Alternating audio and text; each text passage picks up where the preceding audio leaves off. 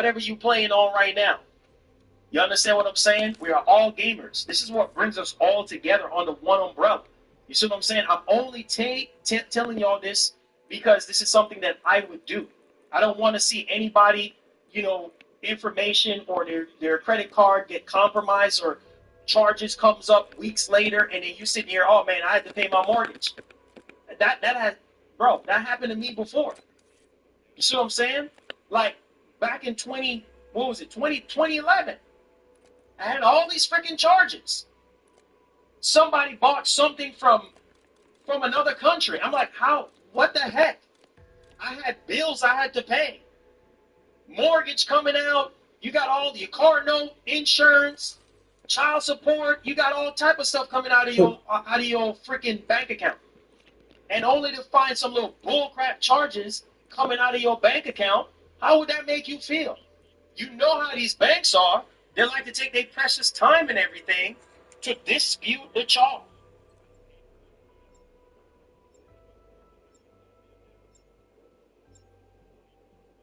But there's so many of them losing everything every day. Yeah, but it's mass.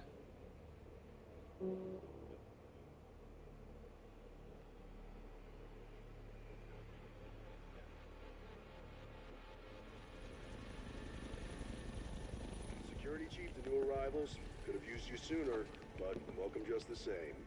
Hey, I'm in the command center. Super chatty. What is your intact. Most everyone else is... interview with Stimpy, your You've got eyes. Start reaching out Look, we need to get this situation under control ASAP. I want to list of potential guests that you guys want, because when Keemstar hits them up, they're going to. Alright? I want goals and plans and objectives sent to me. Sorry? Go ahead and test this gangster right now. You want either Mel Gibson or George Miller. Nah, dude. I want Elon Musk.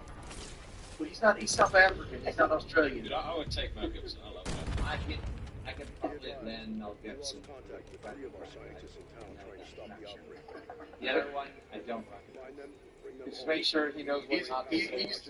He's the director of the Mad Max movies. And Warrior. another thing we want to do is we want to bring in like different members. The biggest issue with the time slot is not many of the members are awake, but we want to bring people in and just bounce off of them. Like we had Leffy in, and I was asking him all kinds of questions, just trying to PR train him, let him give him a little bit of a hand, and it was just What's that, Mel Gibson? Not Lippy. And by the way, Raka Raka are like good friends of mine. We like have so many stories together throughout history. We should get Raka Raka on. You know what else you should get on there? I don't know they're not Australian, but you're Kiwi anyway, so like get the Island Boys. New Zealand's an island. dude, we could have so much fun with the Island Boys. We could have so much fun with them. We could make music. Well, one's in jail right now, so you only can get one of the Island Boys, so you get an Island Boy. I'd do my hair like that. I could get some face tats. Dude, what about the guys from How Ridiculous? They're the Australian guys who got like shit off of the game all the time. I would fucking love to see those guys. They are mega viral. Make them so fun. And I had 4 shots. I wish I was there. Is Carl still alive? This is what it's like to witness drinking for an entire month. Bro, I have not drank since Groundhog's Day, by the way. About fucking time someone dealt me a I will be drinking after this stream. You should do something to tear apart your family. Well, you gotta remember, last time I got drunk, dude, and I had a crash out and the stream's no longer up. Yeah, actually, I had to fire someone from that. Sonic. Rest in peace, Sonic. But no, I'm willing to do almost anything. Except for being entertained. So that has to be learned, okay? That's just, apparently it's not coming naturally. Here's what you guys do. Like, Stonic to come on and drag as a guest. combat is uncertainty. Pretend he's not Stonic. Here I am again. Rapstomp, listen, if you would do this, send this motherfucker out in the real world. He can join Discord on his phone, and you can go out in the real world, and you can give him an entire, task. Oh, you just hit brilliance. Twiggy's not actually Australian though, but like the idea is they're pretending to be. Have Twiggy infiltrate America. That's an Australian. That's Well, yeah. we've already talked about like one of our goals, like just a small goal was like whenever we hit it, I'm gonna go out in public and interview people while I'm in my Spider-Man suit until I get kicked out or whatever. Because the people who watch our show love the Spider-Man suit for whatever reason, and I think it's because of the crash out. Have you guys ever like covered the episode where like you guys came to me and were like Sonic needs to go, Sonic's ruined the show? You didn't cover that yet? Put that shit on me. I'll throw anybody under the bus, so I'll take it. But no, we've got a few different things. We've been reacting to like drunk Australian people on buses and trams and stuff. The problem is a lot of the videos have words that we can't really have on our channel. So I got to go through, edit them, and censor them. What are the words? Cunt. Yeah.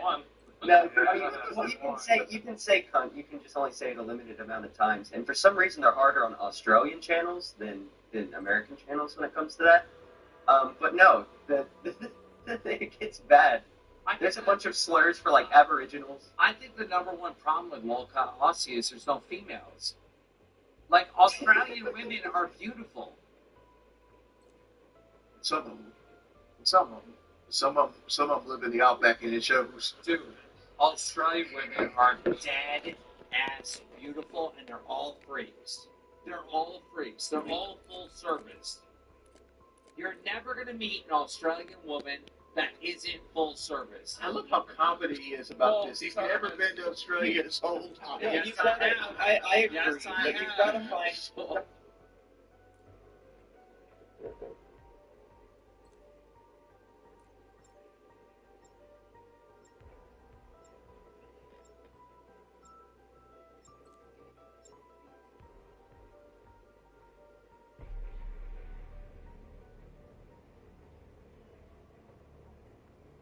My parents were also like, "Oh, we'll help you pay it back." If I called them right now, would they say yes? That's what we said. They'd probably say yes, but It's still your responsibility. But of course, something that could be some manipulation behind it. Did they say what they paid for it? they didn't say they'll do that.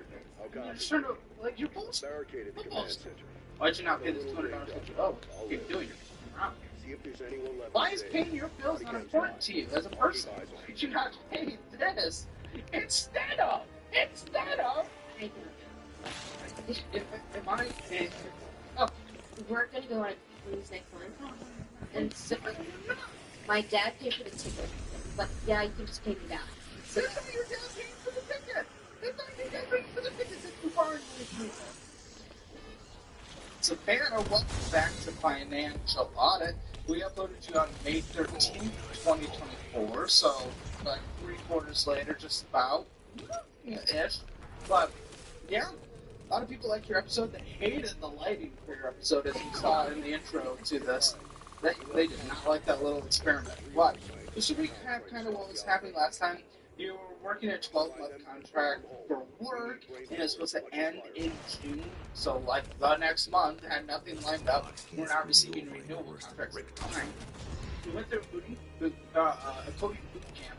You took out student loans for that. And your parents' advice for college was to take out all of the loans and said they would help pay them back after college. And they took out some Parent Plus loans. They told you guys not to worry about it. And it'd be paid off later.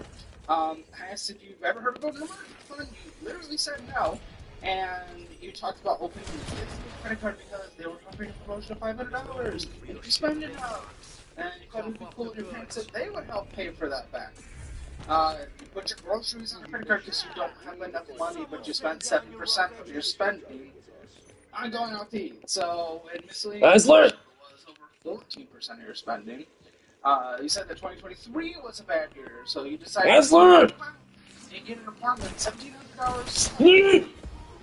The penalty of a month for rent. And then moved into a place that was $890 a month for rent. Why'd you took out a loan from somebody you received in the mail, and you took it out because you were low on rent money. And it was a 44-month loan. You also feel that you were $50 away from paying off a previous car, and then totaled it, and it was totaled in a hailstorm, and said you had bad credit. he had to do a huge down payment and everything on the next stuff. Yeah, he had a huge salary pay loan. Jackpot. Your parents were going to go on a cruise, and that your dad is paying for it, yet you had to pay him back. We were all very confused about that. Eventually, we added up, let you know you had 17 individual debts in the end. Like, that's crazy. And you told me you considered bankruptcy, and you got $150,000. Bad. Bad. Not a good time. Not a happy time. I want to know what has happened, because it's been months. Yeah. Give the rent. So, yeah, pretty much my contract ended in May. So the month of June, I was on unemployment. I was applying to jobs, in town, out of town, remote, not like a person, and didn't hear back. But I did hear back from my Apple job that they were going to renew my contract. Oh, So I did get that back in like mid-August. wow, So okay. I got that money back. And so I have until August of this year for that contract. Do you want to take your time out again? Or just taking time out and taking time out? Are you hoping that renews, or what are we trying to...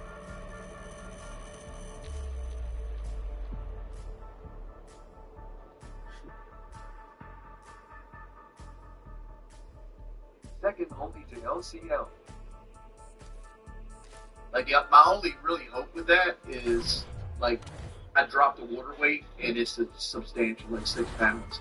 Do you guys think Rewind is really that way? Because Rewind, for me, is turning into the hater show. They just call in, they complain about everything, they whine. It's like wham, wham, wham, wham, wham for 2 hours or 90 I mean, minutes. Rewind has a great community, though. Yeah, They as do. of 3 days ago, I fucking hate Rewind. What happens? The best show. Rewind is the best show. Can we get the coin spot for a single day? Just one day. You can get this. You should. Just give a local Aussie the queen spot with Tina. Just put Tina on local Aussie that day. Make her do an Australian accent.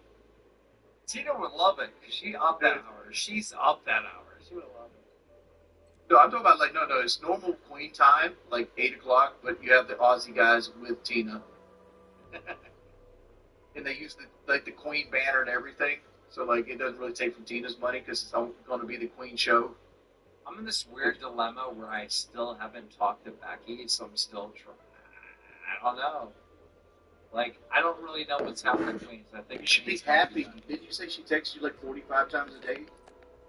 Yeah, but I'm not happy because, like, that's the second roasting show, right? So it's like, You miss your Becky Boo. I see you. I don't miss her, but I miss her, you know. Gamer Asylum is going to be homeless with a 10 gifted. Becky, I'm gonna need you to go ahead and start texting him back because I need that money, girl. Guys. You'll pay me out of your paycheck. We have 15 minutes left to get, like, another 200 fucking members. Oh, that is an ass. It's doable. It's doable. It's doable. There's got to be some ballers out there that want to just drop the 50s. More ballers with 50s. We're there. Even back here, sitting in a tree, fucking, I can tell you right now, it's fucking. This is Chief of Security Blanchard. It's just amazing. You a sight for sore eyes. Oh, they even got ads too. Still up and running. Sponsored Sponsored. that range. Wow. Nice PlayStation. CALKING. That's what it is. CC, you're a fucking legend. Good job. Good job. 50 gifted. Speedy Bird, thank you for the one. Appreciate it. Speedy Bird with a 1 gifted. Alright, that's gonna. I'm telling you, dude, we're only 150 away. We actually can do this. We can do 500 new members in one single show. It's actually possible. This is our Becky Boo. I'm gonna need like a bottle of Lord Rush. Like I'm trying to follow these like ballers. I mean, I'm hanging beyond getting on these easy buttons. Bro, Melaine gotta get her stock up. Melaine been doing tons of gifted. That's 20 gifted from Melaine. Fuck you in particular. Oh, somebody had a great idea on Rewind the other night. I was going to run it by you. Like, the bottle of tourists. Somebody said, like, the editor job, we should do, like, guerrilla style. Like, put out a notice, like, oh, here's $50. Whoever has the best clip. And you have people, like, submit a clip through an app. And the best clip for that $50 wins it. Bro, we are gonna be raising money for Gamer Asylum's, like, to save his mortgage, because it's gonna get, like, repossessed. 50 gifted! 50 gifted from Gamer Asylum. I can't have no more soda. I know, but if you want your name, I'm not dropping that shit on my head. No, no. But after fucking 365 fucking members, you can put soda on your head? Dude, I don't want to take a bath after this. Do you know how much money that is, Wings? I look like I gotta, once the show ends, I gotta go out the door and get shit. You remember your ticket. By the way, why does not your typical mom look like Boogie's ex-wife? Why? 20 gifted from Malay! Oh my god!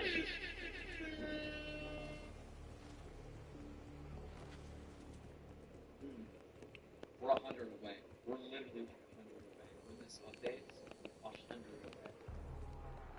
That's ridiculous. This is the biggest fucking gifted members ever. You know what's ridiculous is that tuna sandwich is the hottest fucking you've ever spun out.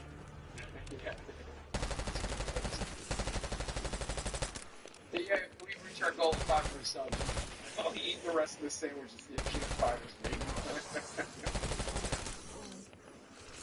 Get fired on a fucking members only stream.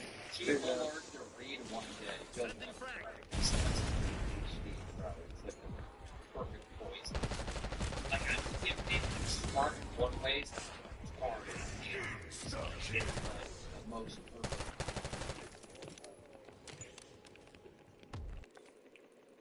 It's Mullane? I did say Mullane. What the fuck are you talking about? She's saying Mullane. It's Melanie. Her name's Melanie. That's what I said. She said Elaine. You are fucked up. 422! Guys, we're 80 away. We're 80 away from the fucking goal. Oh my god. Mullane! Mullane! For the 20 gifted! We're at. Is that CJ? CJ Card? With a 10 gifted? I've never seen this on any YouTube stream ever. This is ridiculous, actually. 501 stream? There's no way. We're getting 500 new members in a 2-hour stream. There's no way. Yeah, I don't think it's ever happened. It's like fucking YouTube history right now, brother. Ashes to Ashes with 5 gifted. Ashes to Ashes is a new one that's been like popping up. Oh my god. Oh my god. Majaha.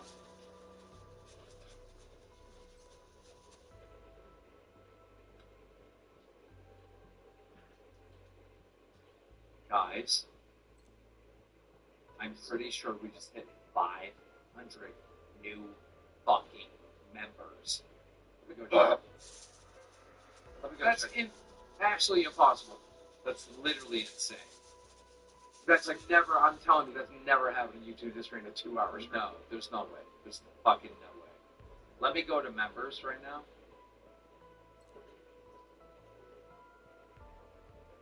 It's saying 408. It's saying 4,800, but I don't think it's updated. Chill with the 20. I think we literally hit 5,000. I'm just waiting for it to update. Oh yeah, it's moving. It's moving. So how's Cafe been lately? It's bad, but it's good. So it's bad in the sense that it has like lower viewership, right? Right. But it's good in the sense that it's like a member like cult that it's like a type shit. You know? Does that make sense? Kinda. Like, it's at the same disadvantage Ozzy is. That's why I brought it up. It's got a weird time. It's got no direct. It pretty much has to stand on its own. They have 200 live concurrent viewers, but they have like hardcore local live fans that love it, that absolutely love it. So it's like it's in this weird. It's the same thing like Aussie. It's a great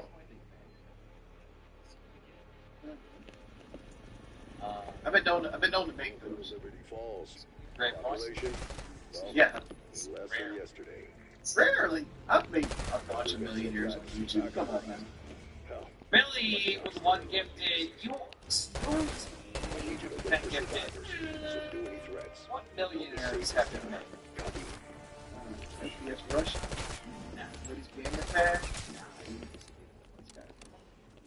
Hey, When he beat your ass. the thing is, I can't take complete credit for either one of those dudes, but like they did their own stuff. But like, I helped pull the bus a pretty good bit because like Kyle had about 2,500 something. I pulled him in the PK. We had 39. Started PK. See, this would be a perfect fucking list for shorts. I'm so excited. Exactly what Wayne's saying right now is perfect short. Yeah, it's true though. I mean, like, I granted, don't disagree with you. I just think it's a good short. granted that they did their own stuff, right? But I've seen the talent. I'm like, dude, regardless, this guy's got a small channel. He's got the drive. He's got the hunger. He's got the work ethic in his eyes. I can spot talent, and it's like I can spot problems too. Like every time I've told you a problem, it's always been a problem. Are you happy that like 20 years later, I spotted it? But you did. But like I've always been honest. Oh Yep. shit! But no one I did else say recognized it. the only person that said I was terrible and came back on it was fucking Optic X. Optic X hated me when we first popped off because we kind of like had that anti-optic shit. But like, I'm pretty good friends with him now. Actually, I wish it was that eating the sandwich from the only team, but it's been standing on online for 2 hours. It's fucking disgusting. Break that sandwich apart. Eat it. Break it apart. Eat it. We got 569 new members, right? It's fucking disgusting. It's tuna, dude. It's been tuna sitting out for 2 hours. Eat it. What is that? Is that bacon, pickles, mayonnaise, tuna? Yeah, it's a tuna sandwich. That's what makes a good tuna sandwich. Fried the bacon. She fucking warmed up the tuna. She fucking popped all the bread in the oven and shit. This is good. It's a good fucking. Eat it. It was. Eat it. It's just, Eat it. Is it good? no! You're lying. It was still out for 2 hours, dude. For some reason, we're still 100 members away from 5,000. We're like, right now it says, It takes time to update. yeah, we're at I'll 4,800. squeeze maximum pain from whatever. Hey guys, I got my Chucky back. My truck back. Wait, you did? Yeah, it's Oh yeah, jackpot. I'm gonna put this thing to work. I'm so happy, dude. Tippy, welcome to Van World. Guys, if you're on Van World membership, upgrade to Cash Cow, join the Discord. The Discord's where it's at. All you do is click the link to join the Discord in the description.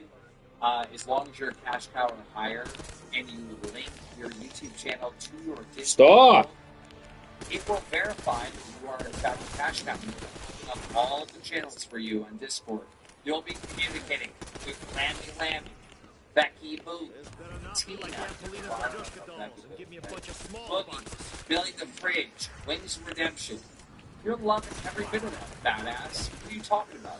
Why are you making that ugly face? They got a bad texture, dude. They got bad texture.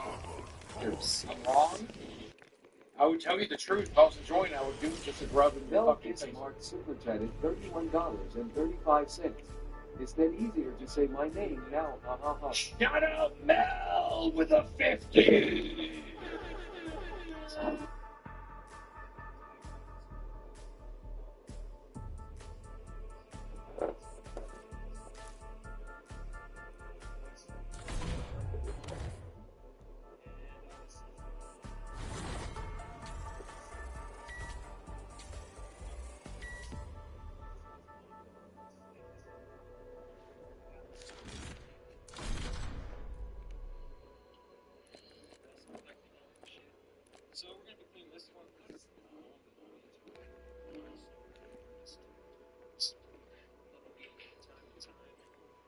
I have a squeaky chair and squeaky floor actually, so I apologize for that in advance. Can't really do anything with that. So let me think. So I think I'll start with saying that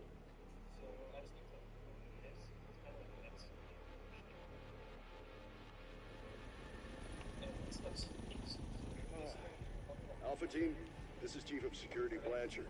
Are you a sight for sore eyes?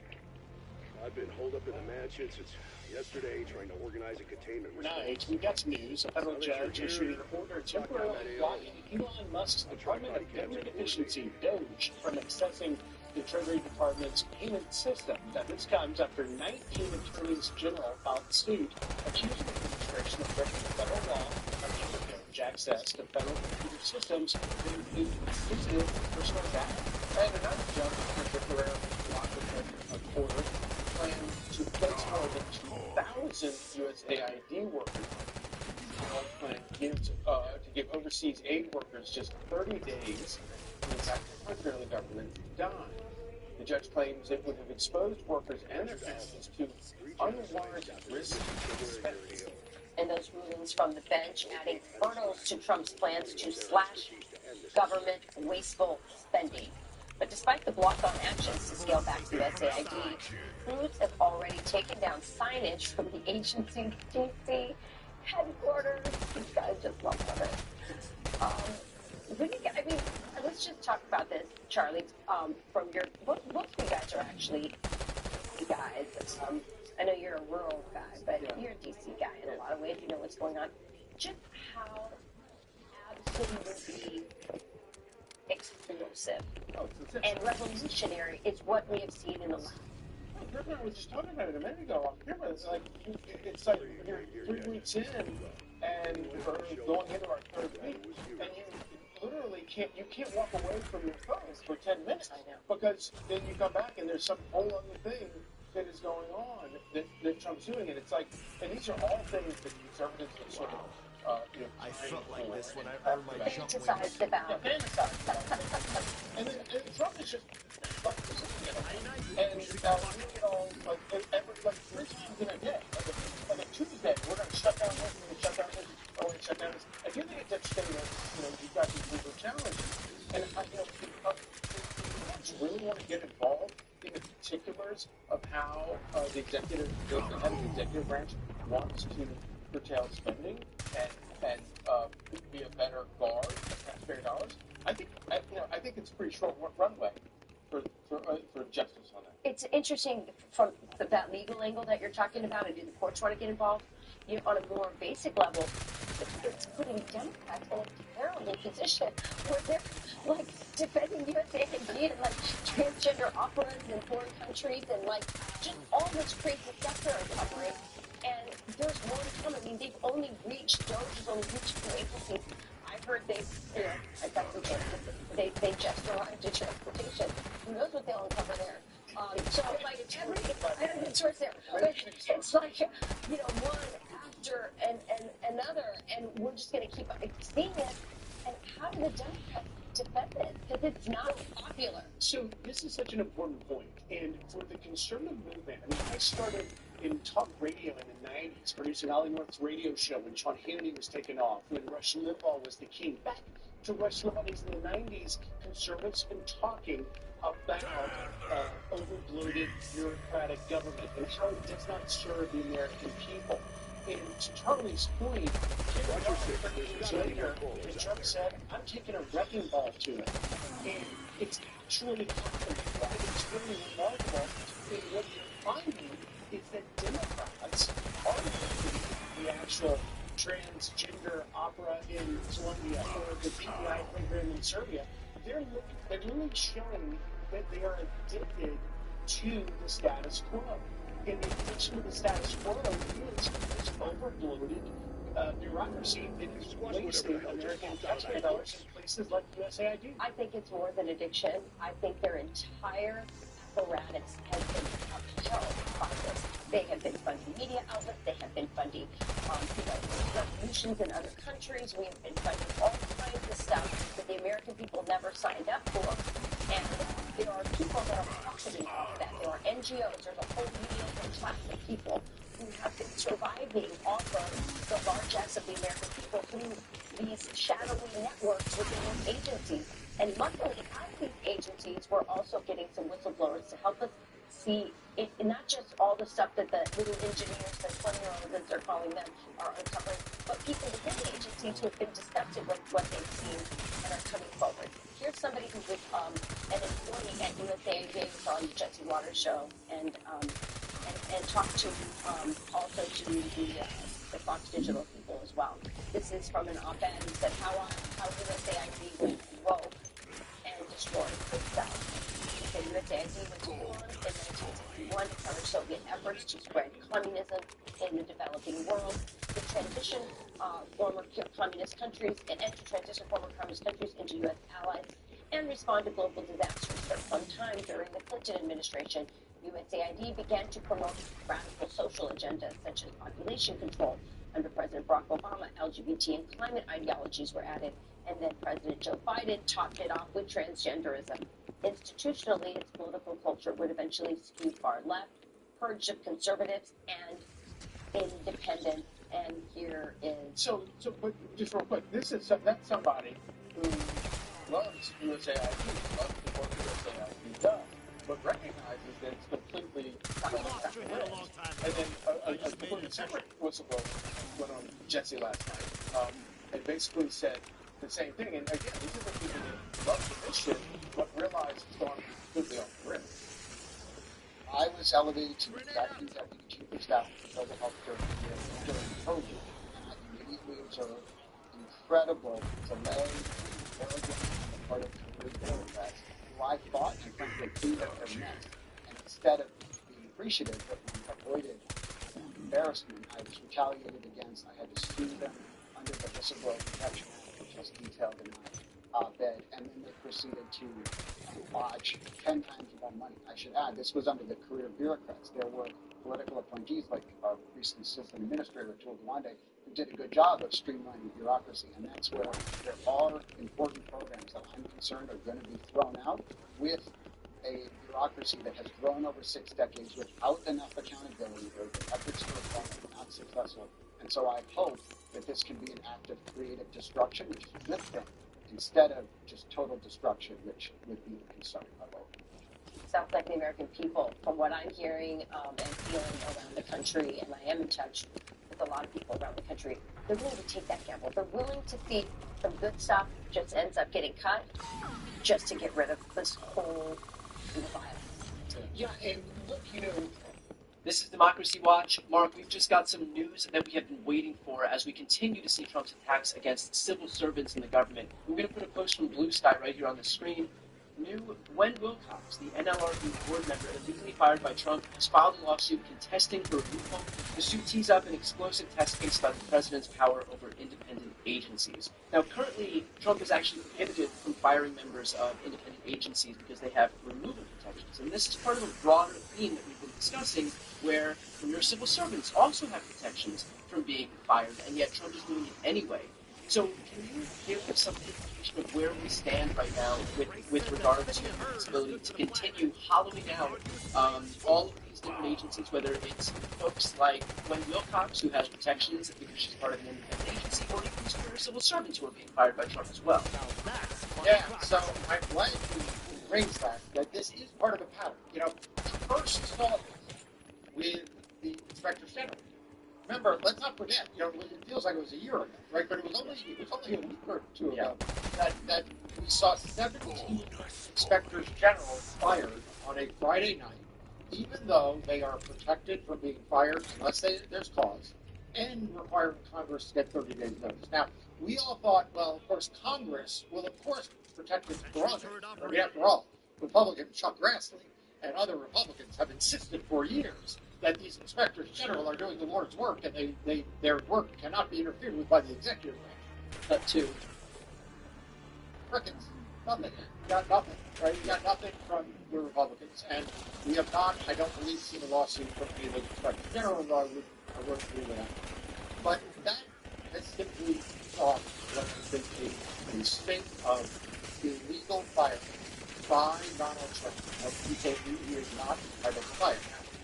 Some of those people are career civil servants, and they're protected in one way by the civil service protection laws, and others, like Ms. Wilcox, are protected under statutes that specifically protect them. So she is only fireable for cause if she engages in misconduct in office, and then she's entitled to a hearing.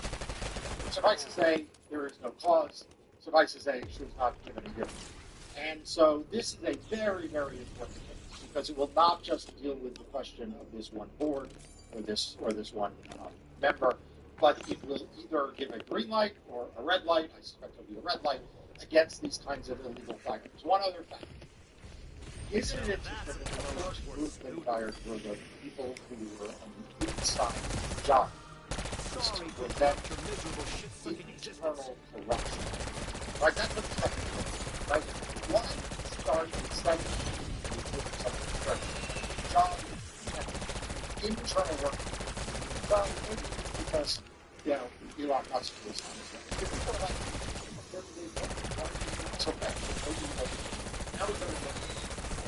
The chairwoman, first black woman to be chair of the NRA. Any surprise that that's what he was willing to? So I'm honestly surprised he didn't blame the plane crash on her. Precisely, right? I mean, this is the worst of the worst. The idea that he first took the cops off the beat with the Inspector General, then knowing that what he was going to do was going to be illegal, and he needed to pick someone to fire to be the test case, he put the first black woman in the chair of the NLRB so that his minions on X and his trove of trolls, can spread the kinds of disgusting lies that will undoubtedly now do. I also want to draw your attention to the Slate article right here, and that is that if this goes up to the Supreme Court, for example, the statute under which Wilcox is protected is called Humphrey's Executor. If that's overturned in deference to Trump, that means that then other officials who are protected by this same statute will be allowed to be fired by Trump, and that includes folks who are on the Federal Reserve, which means that Trump will be able to replace those people, these Federal Reserve members, with political appointees. So he will basically be able to politically interfere with the entire monetary system in this country. All so that it can help him politically or help his cronies and donors and allies. Can you talk about the danger that this country is put in if fact Trump is able to fire Wilcox, if that precedent that was established? Yeah, so you have to look at Donald Trump's record. The first is he wants to follow the non-partisan and so we have talked about various efforts that he's done not to fire intimidating other people to try to force them to resign, and of course this ridiculous effort to buy out people so that they right. And so that's prong A, which is how do you get rid of the people who are essentially working at the line level to make sure that government functions? How do you replace them with political programs? That's the schedule. Okay. The second problem is how do you target law?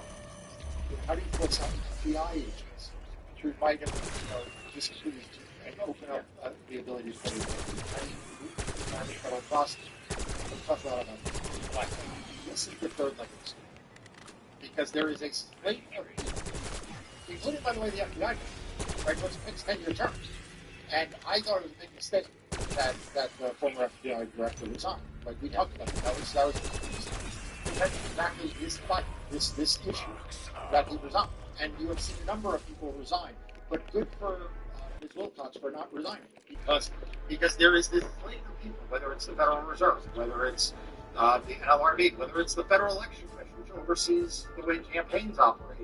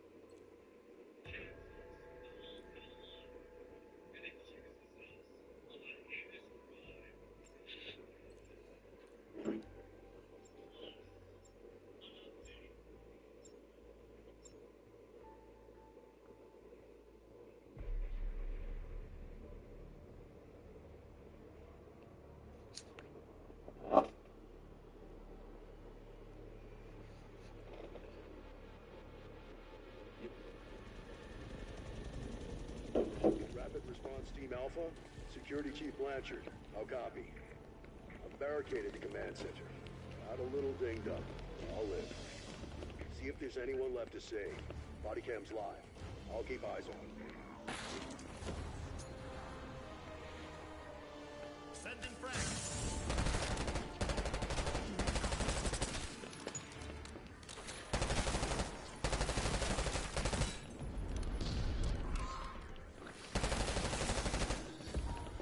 Bonus points.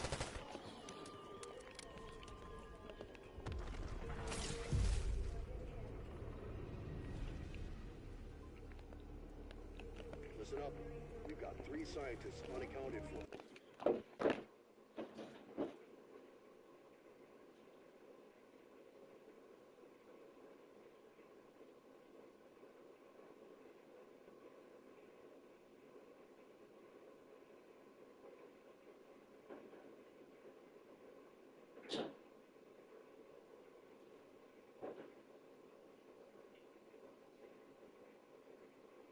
If you are watching this right now, I just have to say one thing to you. Thank you so much. You just clicked on this video and I just got a view. Appreciate it. Goodbye.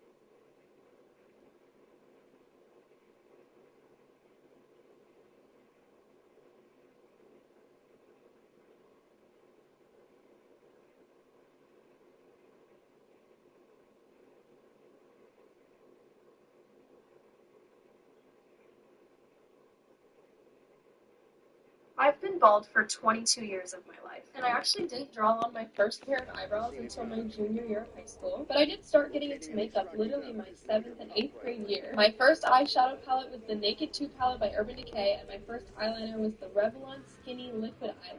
I used to do this weird cat eye eyeshadow look every single day from like 8th grade up until my junior year of high school, and I literally never put on a pair of eyelashes until about my sophomore year either. But when it all changed, when I drew on my first pair of eyebrows, when I would put on eyelashes every single day, was the same time that I actually removed the bandana that I had been using to cover my eyes. I had this moment where I was like, I'm literally never wearing these bandanas ever again, and I changed my makeup look, I changed my whole makeup routine, I did eyebrows like literally every day, and I had been wanting to do that for years, and I never could get myself to actually take off the bandana and draw on eyebrows, but I finally did it. It took so much confidence to do that, but I didn't realize how free I would feel after I actually did it.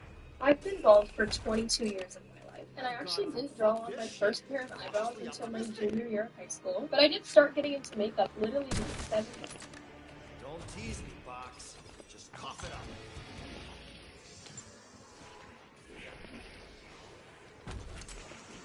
Wow. I felt like this when jump wings. Insta-kill.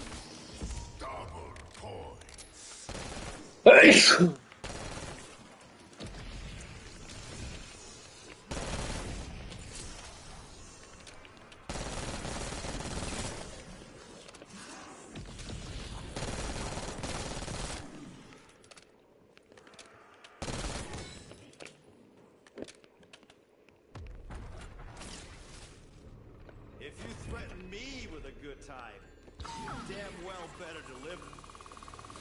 So this isn't the first time PSN has experienced an outage, but as the gaming landscape goes more into the digital side of things, as content becomes more reliant on an online connection being available so that it's able to verify that you own your digital products, and with all the DRM that's in place for the content that you purchase and download, these kinds of outages are becoming more and more frustrating and are further highlighting the dangers of an all-digital future.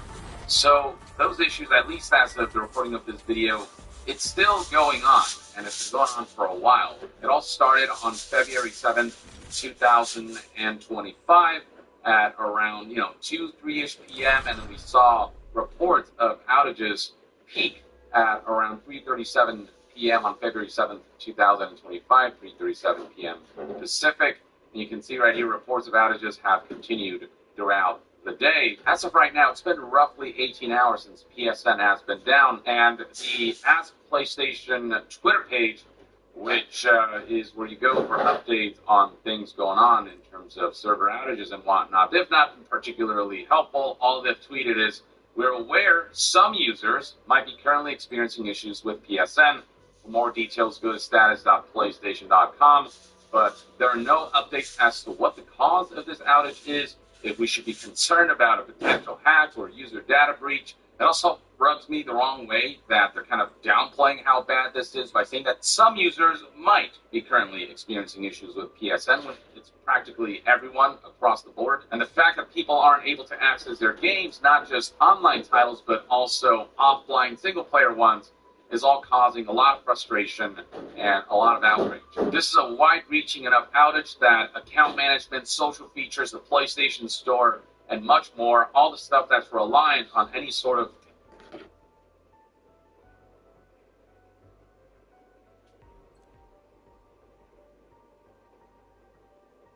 I'm gonna yell for the cat. Let's see if she knows what I'm saying. I'm gonna yell for the cat. Let's see if she knows what I'm saying. Food! Food! Cat, you want food? Look. Food. Oh. Oh, look. What is this?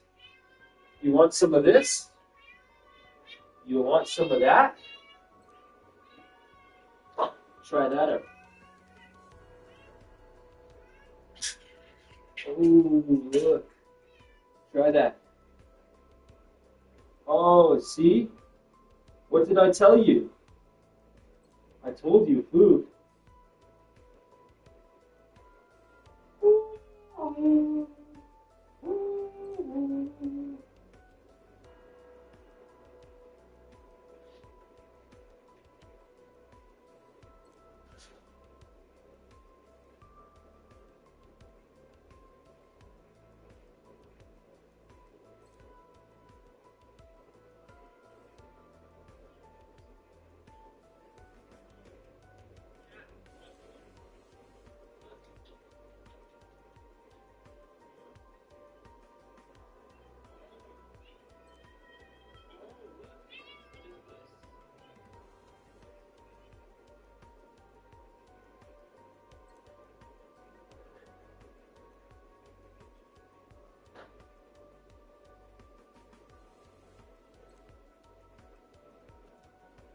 connection to the PlayStation Network.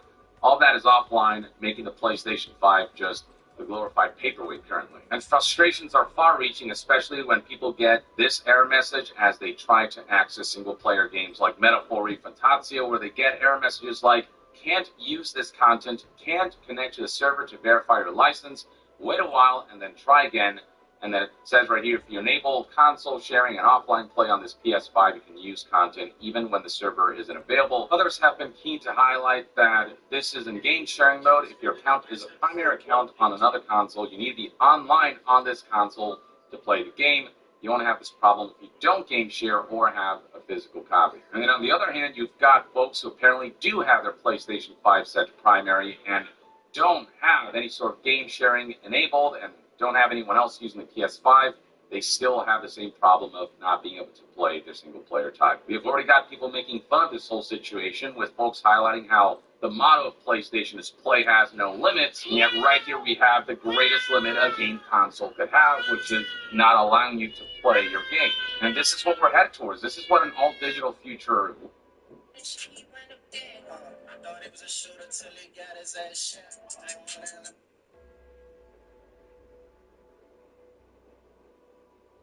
How's it going, everyone? So after about 18, 19 hours, it looks like the PlayStation Network is coming back online. It is seemingly going back up in waves and over here in the East Coast. Seemingly back up, you can get into games, a couple of errors here and there, and your overall experience online may still be affected. But it is rolling back online. There are a couple of things to talk about that I do want to go over, particularly one key point that I feel like a lot of people got exposed to, and that is regarding offline play. And as I'm recording this video, I'm looking up the Ask PlayStation Twitter account. Brothers, just stop tweeting until this is resolved. They tweeted 3 minutes ago, a supported M2 SSD can expand your PS5 storage capacity and also allows you to play games directly from the M2 drive itself and more games freely from different storage types. Yeah, like, let me go download all those games that I haven't been able to download. Like, this was a scheduled tweet by the looks of it. It went up exactly at 3 p.m. Eastern.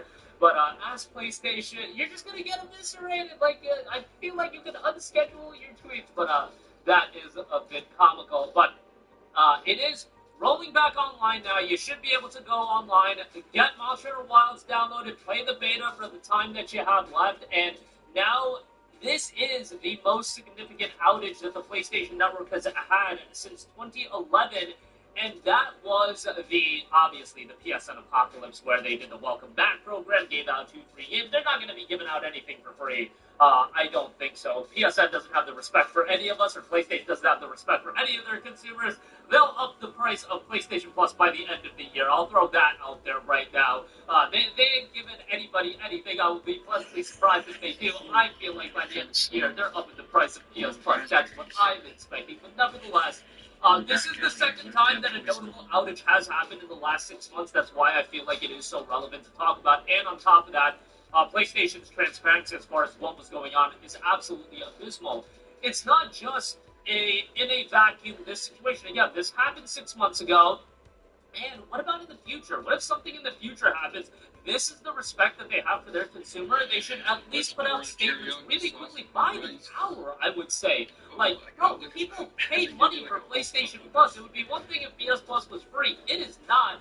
And it is the weekend. It is peak gaming time for a lot of people. And it's just their transparency, as far as the outage goes, I think is a bigger issue than the outage in a vacuum itself. It goes back to either they have just really bad communication issues with their audience, or they just have no respect for their audience. And it is what it is. I do want to go over a Tom Warren tweet before I talk about the offline playing element of all of this. Tom Warren tweeted, without Sony Thompson, nobody knows why PSN has been down for 19 hours and counting, but Microsoft did block a staggering DDoS attack on Azure and Xbox infrastructure over the Christmas holiday, so it's possible Sony's dealing with something similar.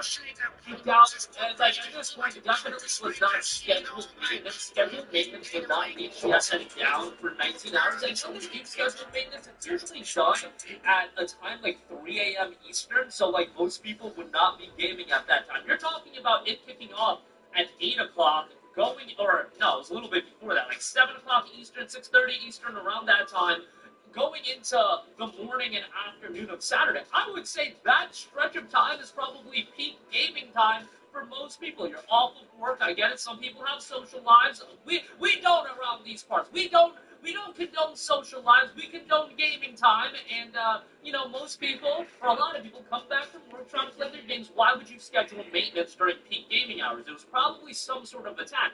The gravitas of that attack and the fact that Sony has had no transparency as far as what this attack was. If it was an attack, I'm led to believe it was. It's just absolutely jarring to me. It's a bit mind-numbing, to be perfectly honest. And Sony's got to do better in terms of having a level of transparency. Just say we are undergoing they are undergoing investigation. Whatever, a simple statement. We don't even get that. And the tweet from at PlayStation, we know that some PlayStation. No, it's not some PlayStation.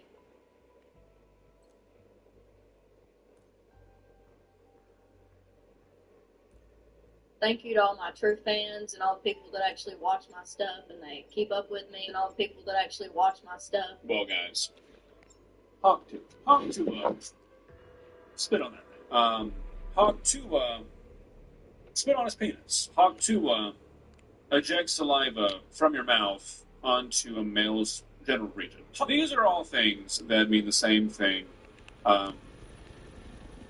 I'm gonna be honest. I don't know where I was going with that. Let's move on. She's back. She has more bullshit to spew. There's no need for a long intro. It's the Hawk 2 girl. Now, if you've been keeping up with this whole Hawk 2 situation, which is one of the worst three-word combinations of all time, you already know what's going on. If you don't, well, then I'll try and give you like a 30-second rundown. I might miss some things, but just keep in mind, we're talking about a girl who got famous off the 7-second about spitting on meters, so pretty low-stakes stuff here, okay? But basically, like a month ago, Miss Hawk 2, aka Haley Welch, got caught up in a crypto scam. Apparently, some crypto bros approached her, pitched the idea of this Hawk coin. She bought into it, she attached her name to it, her face to it, and as soon as it launched, as you would probably expect, it was a rug pull. Now, once this happened, Miss Hawk 2 went MIA. The fact that this one big scam hit the internet, and then for like 7 or 8 weeks, nothing was heard from her whatsoever.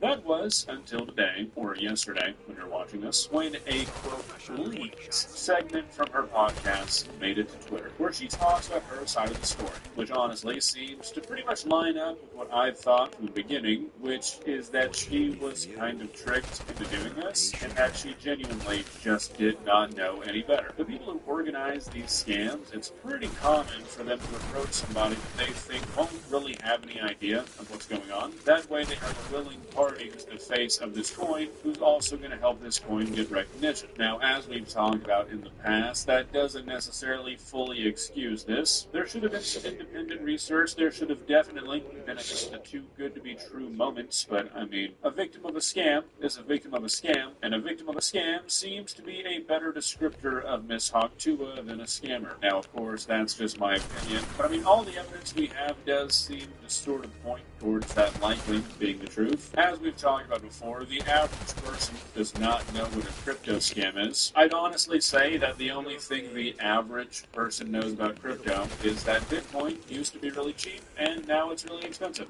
When that's like the public perception of crypto, somebody coming to you and saying, hey, this crypto coin can make you and your fans a whole lot of money, you might not question it if you just don't know any better. So while it's very easy, and honestly kind of fun to criticize Miss Hawk 2, I think she's telling the truth. But you can form your own opinion, because we're about to watch this, quote, leak segment. Alright, let's begin. Please subscribe. I want to start by saying thank you to all my true fans and all the people that actually watch my stuff and they keep up with me.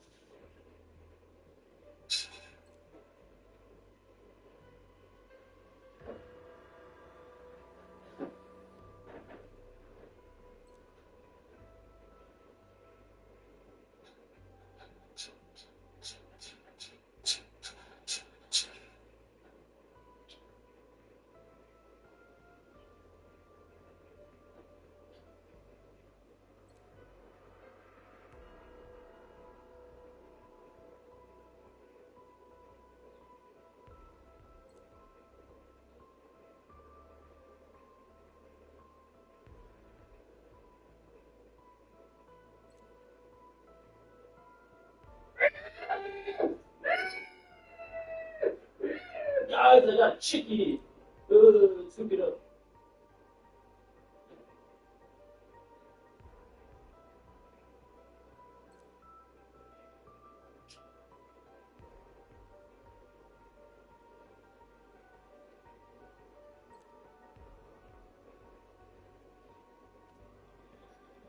We're trying to sort out all the pieces and stuff to like get all this figured out. Okay, so this is not like really relevant to the actual situation here, but I want to ask you guys a question. Is it just me, or did the first like 10 seconds of this video look like AI? I don't know what it is. I can't quite place it, but when I first saw this, I was like, oh, this is obviously fake. And then I kept watching it, and I was like, oh, wait, maybe it's not. Something about her face in this beginning bit right here, it seems wrong. It looks like AI. Like the mouth is moving at the wrong pace for what's coming out of her mouth. It's like when you get those weird voiceover videos where you can just tell that it's not real. That's what I thought this was, and I'm still not fully convinced that it's not. And make everything right. Oh my god, I'm gonna cry.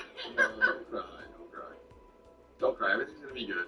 We're gonna be good. Why the fuck is FaZe Banks here? Like a damn Family Guy cutaway or something. What is he doing here? Out of all the people you could have gotten on your podcast to talk about your crypto scam, you choose FaZe Banks? I mean, I guess he's like kind of known as a crypto guy, but really? Okay, whatever. Hey guys, listen, just as a temperature check, I just want to say, the first thing that she said to me off camera was, the minute you DM me, I really wish I just texted you and called you. And that speaks to me because of how I was introduced to crypto, and we'll get into that. But I'm also kind of on the back end of things too. Like, their team's been very forthcoming. My team is betting them the fuck out right now, and has been for the last week. Red Guy and Frank, they're going to be on this episode. It's such a weird blend of match. Hey, roll it on. Don't cry, Haley. It's fine. It's all going to be okay. Life is going to be okay. Don't do that. Don't stare at me. This is like a top 5 most awkward thing I've ever covered on my channel, especially considering the fact that FaZe and Banks tweeted out that he was just trying to smash after this got leaked, so, you know, that's cool. You just give us a minute. It's going to be okay. Well, so basically, how this idea got brought to me, it was supposed to be like a, what they call a long-term coin.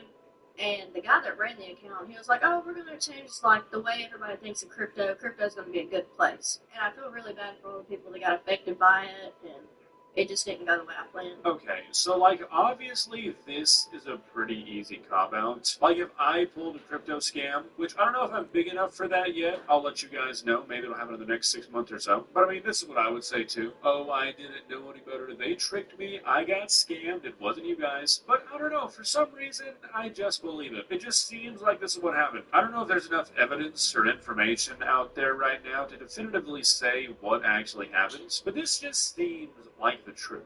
Now, is that influenced by me thinking that Ms. Hogtua might not be the brightest bulb? Who can say? But I just feel like this is probably what actually happened. And all the money out of this episode is getting donated to all the animals that have been affected by the fires up here. And I'll match it. Me, Ricky. I'll match it, whatever.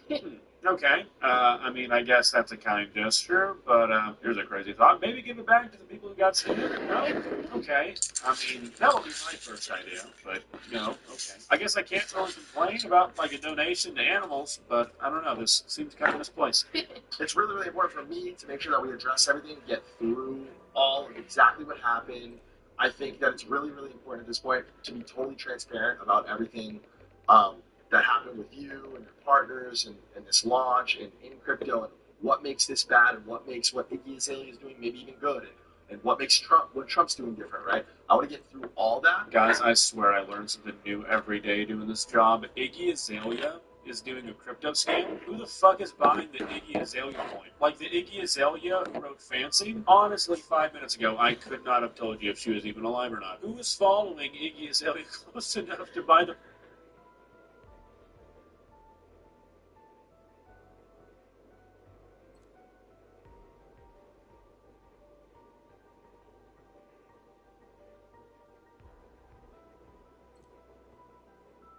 Canadian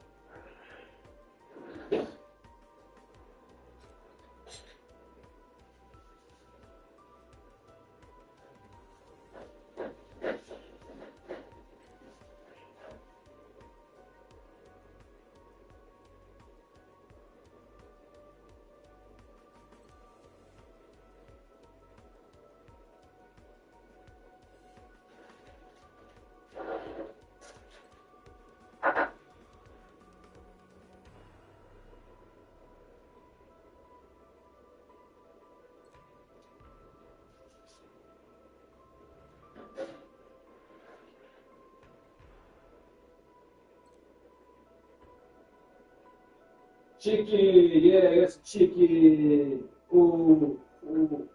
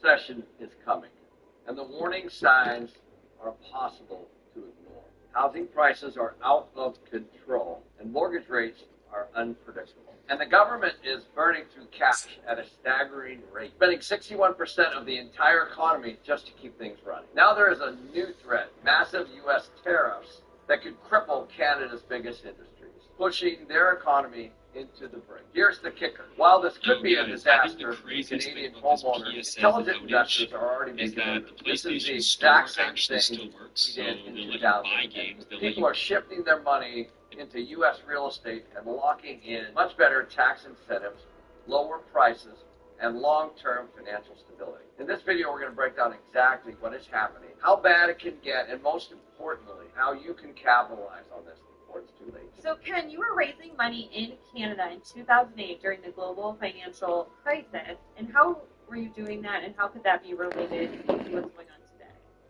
Well, I think the big thing is it's going to be based on the currency and inflation. Like if you're wealthy in another country, you're going to want to diversify your assets into places where you think it's going to grow and be strong. Certainly, the U.S. certainly looks good in that regard. So, if you always want to be in a hard asset wherever they are. And so in 2008, that's exactly what we did. We did that with Marcin. And we started buying properties in Texas. And we bought a lot of them. The cash flow, same exact model we have today. Yeah, same model, same process. And, you know, one of the things that I think makes a really big difference for people that are looking to raise capital or grow is ultimately the investor isn't buying the deal first. They're buying the team. They're buying the management process. I call it your unfair advantage. And again, with Ken and Ross, Ken's unfair advantage with the property management side, and Ross's advantage with the construction, development, and combining those two things plus the track record. Ultimately, when we work together, in response to those anti-Israel protests on college campuses, the Justice Department announcing the formation of a multi-agency task force aimed to combat anti-Semitism in the U.S. My next guest says this is the, quote, first step in giving life to President Trump's renewed commitment to ending anti-Semitism in our schools. Senior counsel to the Assistant Attorney General of the Civil Rights Division, Leo Terrell, joins me now. And Leo, I believe this is your first television interview since leaving Fox News. We are so happy to have you on the program today. Thanks for coming. Well, thank you very much. And I left a great company, Fox News, and for a job from the greatest, in my opinion, in my lifetime, the greatest president, gave me a chance to serve this country. And I'm working for a great Attorney General, Pam Bondi, in basically eliminating this dual system of justice and providing justice in this country. So, Leo, tell us about this task force, which is coordinated under the auspices of the DOJ's Civil Rights Division. What's the goal here? Very simple, Anita, and thank you for that question. First of all, everyone in this country saw what happened the last 3 or 4 years. Jewish Americans were ignored by the federal government, ignored by local officials. Jewish American students couldn't go to school without being harassed. It happened across this country. Pam Bondi has created a task force to combat anti-Semitism, and I'm privileged to head that task force. What that means, Anita, is that we're going to use every tool in the toolbox, civil, criminal, activities, to stop the harassment of Jewish students. That means we're going to take criminal action. We're going to cut off funding. We're going to do everything, and we're formulating that right now. Yeah, to your point, we all remember what we saw on college campuses across the country, from Columbia University to UCLA. I believe we have the video where Jewish students were literally barred from going to class by pro-Palestinian protesters, in some cases pro-Hamas protesters. No one, there you go, look at that. No one seemed to be doing anything about it, and we heard very little from the last administration on why this was so wrong. So how is this going to change now? Well, you heard crickets from the last administration, and in those protests, I was embarrassed to see my law school, UCLA, allow this type of harassment going on. And Columbia University, how it's going to stop is very simple. We're going to cut off their funding. We're going to take criminal activity against those protesters. We're going to alert these blue cities that allow this. You have to get actively involved. This is the mission that Pam Bondi has given me to proceed with. And we have the Education Department, Anita, Health and Human Services involved. This is a joint task force to stop this. And I would tell the Jewish community, help is on the way, because Pam Bondi wants to make sure everyone is treated fairly in this new Department of Justice, and that's what we're going to accomplish. Yeah, the Jewish community is still very concerned about the way Jewish students, Jewish people in general, have been treated in this country over the last year. I want to bring your attention and put up on the screen some statistics from a brand new study that's coming out. This is from the American Jewish Committee. They're going to publish a study later this week. Here's some of it. This is the state of anti-Semitism in America. Look at this. 90% of American Jews believe anti-Semitism has increased since the October 7th tragedy. 61% say anti-Semitism has increased a lot. And then look at this next statistic here. 77% of American Jews, they feel less safe in the U.S., according to this study. Leo, when you look at these numbers, these numbers are overwhelming. What do you think about that? I find them offensive. And I'll tell you right now, those numbers are supported, Anita, by FBI numbers that I've seen. That October 7th massacre is a situation that prompted these increased numbers. But I can't stress it enough. Oh no, ladies and gentlemen, we've got a bad day for gaming. The PlayStation Network is down. Now, normally I wouldn't make a video like this because, to be honest, it's like a waste of time. Generally speaking, anytime a server goes down, I like to think to myself, whoa, give it like 2-3 hours, it'll be back. No, ladies and gentlemen, the PlayStation Network, as of me recording this, is dead. You see those big-ass red buttons? Dead. Want to do some account management? No. Gaming and social? No. Want to watch some videos? No. PlayStation Store? I'll start it is dead. The affected platforms of this entire warfare is other. Okay, obviously the others in the audience. Congratulations! Your PSP isn't connecting. Not that I think it would anyways, because the PSP has been dead for a while. Your PS Vita? Well, that stuff has been sent to the Shadow Realm. PlayStation 3? Not today, buckos. PlayStation 4? PlayStation 5? No. The web? Dude, even Sony can't figure it out. What the fuck is your web browser gonna do? No, ladies and gentlemen, I'm not excited. And honestly, I wouldn't even want to make this video because, like I said, usually with server issues, things end up coming back. And honestly, those videos are kind of a waste of time, and they're a waste of a slot. I have a video that I'm working on, probably going to be like an hour long at this point, that I'd rather do. But the reason I'm making this video is because as somebody that likes to talk about, again, video gaming, and your rights as a owner, or your rights as a video game player. I like to talk about this industry and try to make it more popular. And one of the big problems is, I think, digital ownership. I think the over-reliance. As you all know, I'm the person that buys a lot of physical media, right? I've made videos talking about how better it is to buy physical media, and I think when you go to a store, right? Like when you go to a store and you spend something for you spend like $60, $70, right? It's a brand new game. Sometimes even more, right? Depending on how higher the base price is in USD, and then it just ripples across the entire world. You go to a store, you spend the same amount of money on a physical copy that you would do a digital copy. Back in the day, I do distinctly remember there was some murmurs that, when the industry goes fully digital, we'll pass the savings onto the consumer because they don't have to pay for the fact that, they put dog shit onto a disc, they put it in a fancy case. Sometimes they used to have instruction manuals, now you just have this, three-ply toilet paper, and that's it, right? But, you remove the cost. You would think a game would drop down from $60 to $50. No, why would it? The game company can still charge you $60, you just have no option. So anyways, the moral of the story is, alright, buy physical as much as you can. More about discs that, literally tell you need a download, right? You want to buy something like Star Wars Jedi Survivor, or more importantly, that new Assassin's Creed Shadows. What's the point of buying it physically? Well, you still need something to download. Now, why does all this apply, ladies and gentlemen, so much? Well, because of the PlayStation Network going down, some users who may not have had their PlayStation set as their primary console, which, granted, I wouldn't think as most people, because most people don't have the luxury to afford multiple PlayStations or be switching around their consoles like no tomorrow.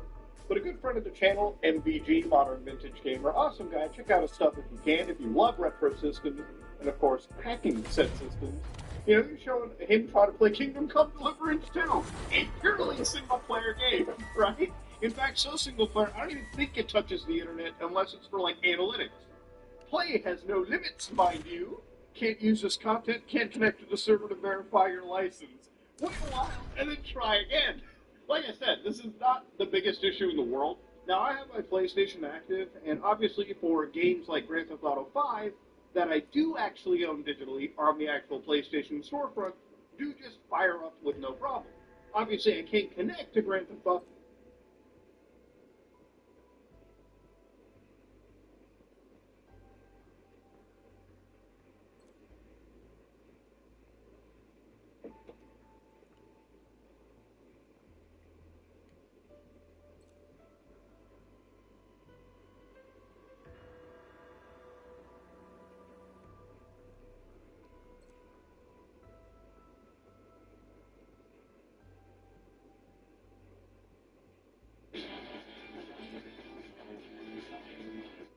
Hey guys, welcome back to Clownfish TV. This is Neon, and you have to bear with me. I'm getting over the flu, so I don't sound quite like myself. I didn't die, don't worry. We're going to talk about PlayStation, we're going to talk about Sony, and I think this is an indicator that Sony is going to try to become a Japanese video game company once again. So last week, they put a new CEO in charge of PlayStation, and it was a Japanese guy. It was a very sudden move. And now, fast forward to this week, and they're laying a bunch of people off in California.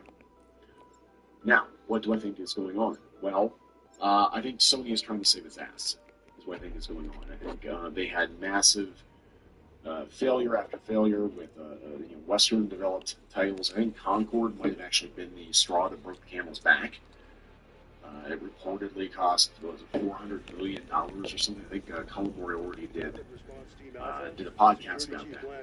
And it was $200 million to make the game the first time, $200 million more to fix the game because they hired a bunch of DEI hires who wanted to how they're doing, so they had to bring professionals in to try to salvage it. And then they went on and showed it within 2 weeks. And I think they're looking at the landscape right now, and they're realizing AAA Western games are not where it's at. Now, here's the problem. Well, Sony, they're a Japanese video game company, right? Not really.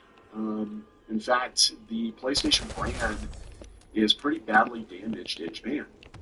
They shut down their Japanese studio, Japan studio, a couple of years ago. I think this is all, California. The PlayStation brand is pretty badly damaged in Japan. They shut down their Japanese studio, Japan studio, a couple of years ago, and I think this is all, California whispering in their ear. And I think Sony just realized, again, speculation on my part, I think Sony realized that they've been led down the wrong path, and it's a path of destruction, right? And if they want to course correct, they're going to have to go back to being a Japanese video game company. They can publish Western titles, but their bread and butter, their core product needs to be Japanese developed video games. That's what the market wants right now. Those are the games they're selling. The gamers are right now. So we're going to look into this. We're going to see what's going on. Before we get into it any further, please subscribe for more pop culture news. Yeah, yes, guys. Yes, this is coming from 80 level. PlayStation California office fires undisclosed number of employees. So the job cuts come in the wake of the programming tools provider SN Systems getting fully integrated into Sony. The industry-wide layoffs show no sign of stopping as Sony Interactive quietly fires an undisclosed number of PlayStation employees, including former senior design technologist Oscar Diaz. He's one of the affected workers.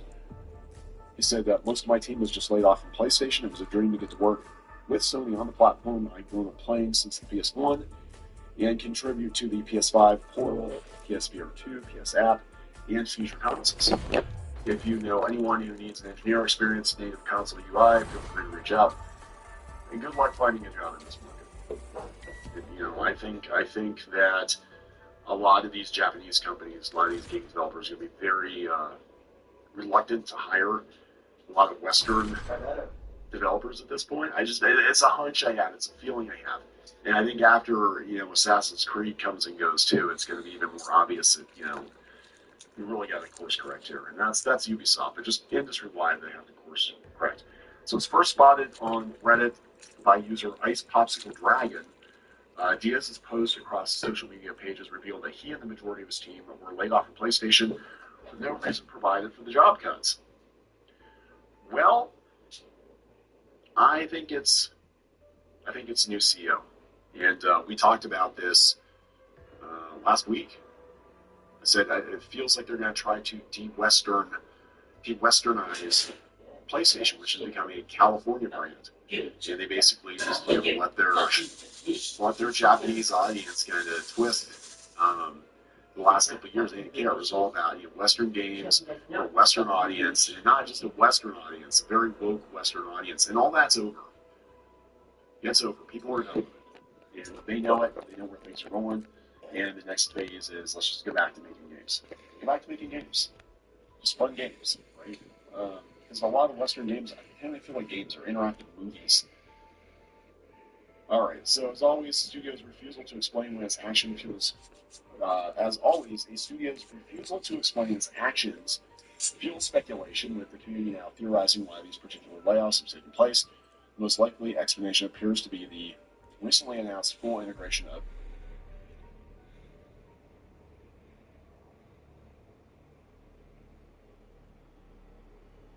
PlayStation Network went down.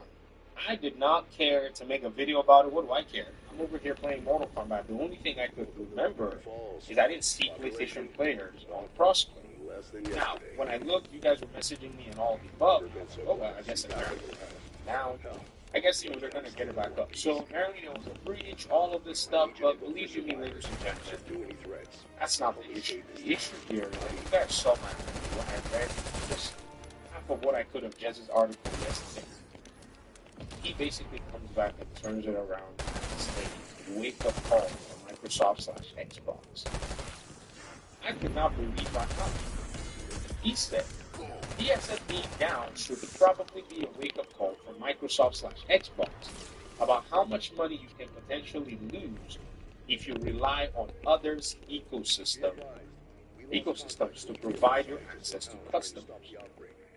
Now, people started asking him, like, bro, what the heck is this? He said, for fanboys who can't read properly, this is a criticism of Satya Nadella's apparent philosophy that Microsoft doesn't offer its own hardware endpoints. Why in the world would Satya Nadella have that kind of philosophy when the Xbox is still selling in this category? And how does Xbox, which is basically one of the biggest hardware sales units, coming into this conversation? I think you got called out, Jez, and that's why you basically have to come in and clarify with the gaslighting, which is kind of rude for fanboys that can't read. That's kind of a rude way to put it. I would say that probably the best thing you could have done is, I didn't word this correctly, but this would be the potential issue that we're seeing. But I think you may have an agenda against Xbox. I don't know what it is. I thought, I would have thought that he was an Xbox fan, but someone's told me before since the Windows Phone got canceled, Windows Central has been really interesting the way they've been writing articles when it comes to Xbox. Now, here's the crazy thing. PlayStation Network being down, that is a PlayStation problem. That has nothing to do with Xbox. That has nothing to do with Take-Two Interactive. That has nothing to do with Ubisoft. That has nothing to do with Epic Games.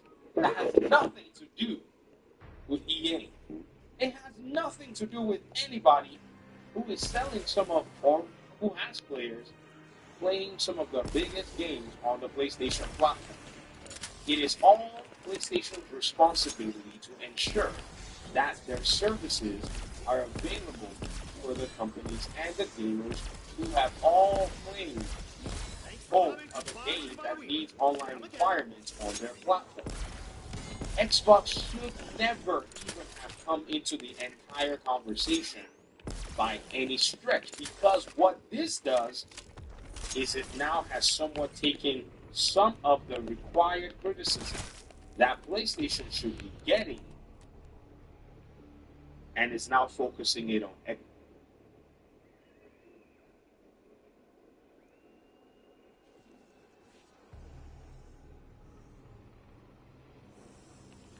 Everyone's put hard at work in the kitchen, so I decided that on my way to work, I'd get us all a little treat. Halo Donuts just opened up a new location near the bistro. I've had their donuts before, and they are really. I feel like they probably make all of them fresh every day. They've got a ton of different choices, and I got a box of 6 for $21. They're not cheap, but you're supporting local, and it's good quality. I made my way over to work, and as soon as I walked in the door, I couldn't find anybody. So I had to eat them all. I'm kidding. There's apple fritter, coconut cream, Boston cream. I got 2 of the classic Homers and a hot chocolate. Halo Donuts, right this morning, right as they opened. These should be like the freshest ones they had, though. Oh, I do. Kelsey, do you like donuts? Do you have any allergies or anything? No. Go for it. Yeah. Thank you so much. This is not sponsored by Halo Donuts, but man, it would be really cool to see how some of the donuts are made. They're really. Everyone's put hard at work in the kitchen, so I decided that on my way to work, I'd get us all a little. Hey guys, and welcome to another brand new video. In this video, we're going to be talking about, the PlayStation outage. Now, hopefully, and ideally, by the time this video is fully up, or if you guys see it throughout the next few hours, it should, and ideally, if PlayStation doesn't stop, should be 100% operational again. Based on the time I'm making this video, I think it's slowly trying to lift its way back on. Like, some people are kind of at least launched on stuff, but there's still issues as of right this second, where, friends lists aren't loading, multiplayer games aren't loading, and of course, this is not 100% operational, at least at the time of me making this video. Granted, it could be 30 minutes from now, 2 hours from now, 5 hours from now, it may not be, hopefully it'll be working for all of you guys out there doing it during the weekend. But that does ignore the fact that a lot of people have been extremely disappointed on PlayStation right now. Now, I do want to go and admit that mistakes do happen, and also Xbox themselves did have an outage only a few weeks ago, and people are very, very cautious and not happy with these big global conglomerate console companies. Either way. Now, once again, I do want to say, mistakes happen, it's not the biggest deal, and it's not as bad as the one where it was out for basically the entire month of the PlayStation Network. But I also saw a lot of people in my comment section on Twitter, or even out around on Twitch, that people are just upset. They're like, hey, it's on the weekend, and of course I can't go and play. Hey, my wife is out of town, and I can't go and play my game. My kids are over at grandma's house, and I have a Saturday night plan, just sit on my couch, and enjoy myself. And once again, it's not the biggest deal. So I always have that one hater that's like, well, there's more electric video games to go outside for a walk.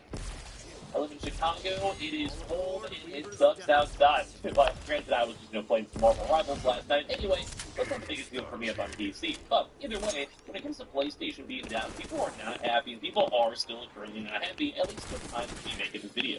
Because as of right this second, it still is not fully operational, as I mentioned. So let's go and talk about it. Subscribe if you guys are brand new as well. I'd love to have you guys on here. We also have the usual sell links. We have the Twitch down below. I'd love to have you guys there too as well. The 2 Twitter accounts, which I want to be more active on both. And of course, as far as second YouTube account, we're doing some streams over there. So all those are linked down below. Click on the buttons if you guys would like. And of course, give me your thoughts, rages, and comments, and all that stuff down below. Because well, it sucks. It's almost been like, I think, like 21 hours. It might hit a full-on day, but once again, it is, I believe, slowly kind of going back online, depending. So as you guys do not know, this has been crazy. And even like, I'm just trying to get more of the high-level stuff in this one. Man, I'm just going to highlight up some stuff and comments I saw on Twitter, because I kind of agree with some of these. Where it's like, hey man, I've seen this multiple times. This generation, PlayStation has been severely lacking with communication overall. If something is wrong or something happened, state that. Let's also not casually drop it in place whenever, take pride in the quality brand and give fans information. Now, this is kind of in regards now to the outage information. We did get I think one tweet 12 hours ago or so, and that might not be enough. Now, there's been also some other rumors too as well, say from say Tom Warren over here, who was talking, discussing that it might have even been a proper DDoS issue, which if you guys don't know about that, that's basically a cyber attack, where you have, for lack of better terms, or from what I understand, you have, let's say, 1 million proxy accounts, and you just basically load into a web page all at once, or load into a PlayStation server, or maybe in that case you all somehow try to download a game all at the single exact second, think when brand new games coming out, or World of Warcraft, or Diablo, or any online game. If you have let's say 50,000 people and the servers can handle it, or even maybe Helldivers had that issue when it first came out, they can completely go and crash the servers. And it's more of a nefarious attack. People do this, other countries do this, or whatever, because they're trying to go and take down the service, and then disrupt it, and then PlayStation loses money. Their stock falls, or the customers get mad, or sometimes people are just trolls online, is what it is. Basically, without Sony commentating, and this is where people are also upset on. They want to know, the time frame. They want to know how many more steps are at. And as I mentioned, at the time of me recording the video, it is still offline, although maybe it's trying to keep her back online. But I want to see a tweet about that. Now, they may have too as well, don't get me wrong. As of this current second, I just looked on their official channels. They have not said anything as of yet, so don't go and blame me if they do in 10 minutes from now or as I record this video. But when it comes to this stuff, we want to know. Once again, it's not the biggest deal. People can, watch movies. People can play on Xbox, funny enough, haha. Or people can actually go and play on PC, go outside, get groceries and stuff. The world, you have free will. You can do anything. You don't only have to play video games. But you're still allowed to feel upset about it. And I have seen on social media, number one, a lot of memes, but just people are mad about this, too. Saying Microsoft did go and block a staggering DDoS attack on the Azure Xbox infrastructure over the Christmas holidays. So it's possible as of right this second that Sony is dealing with something similar. Now, once again, not to go protect PlayStation from too much, but I can understand if you're in the midst of all this chaos, you probably don't want to bring more information on it, because there's anybody other hacking, cyber attacking group goes, and then tries to double whammy you, and you're Sony going on both sides, trying to go and fight people, and you're trying to figure stuff out. I get it, I understand, I'll give them a little bit of leeway. But I'm still mad about it. I'm still upset in behalf of a lot of you guys. And it wasn't long enough because we didn't have that one, month long period. Maybe 10 years ago. At this point kind of shows my age. Maybe longer, maybe 13, 14. Don't remind me that 2010, it was 15 years ago, my dudes. Whenever people use those references, I'm sure you guys are in the same boat. I feel old, dude. I feel old. But, yeah, it wasn't as bad as that. That was a whole month. But then people were getting, free games. People were getting, the hookup, at least, on that one, as we had a chance to go and see. That was back in 2011. And it just seems rough, dude. It just feels rough. And I don't know, I kind of want to hear your thoughts, because I know it's not the biggest deal out here. But, well, people have just been sad.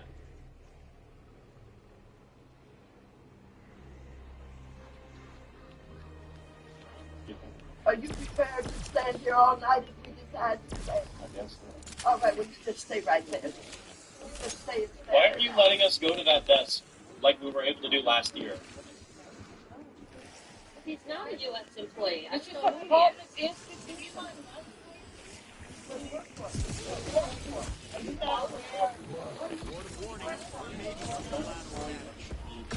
Washington breakdown of the plan. That was a video that was posted by Congressman Maxwell Alejandro Frost. He wrote in the tweet, they are blocking members of Congress from entering the Department of Education. Elon is allowed in, and not the people. Illegal.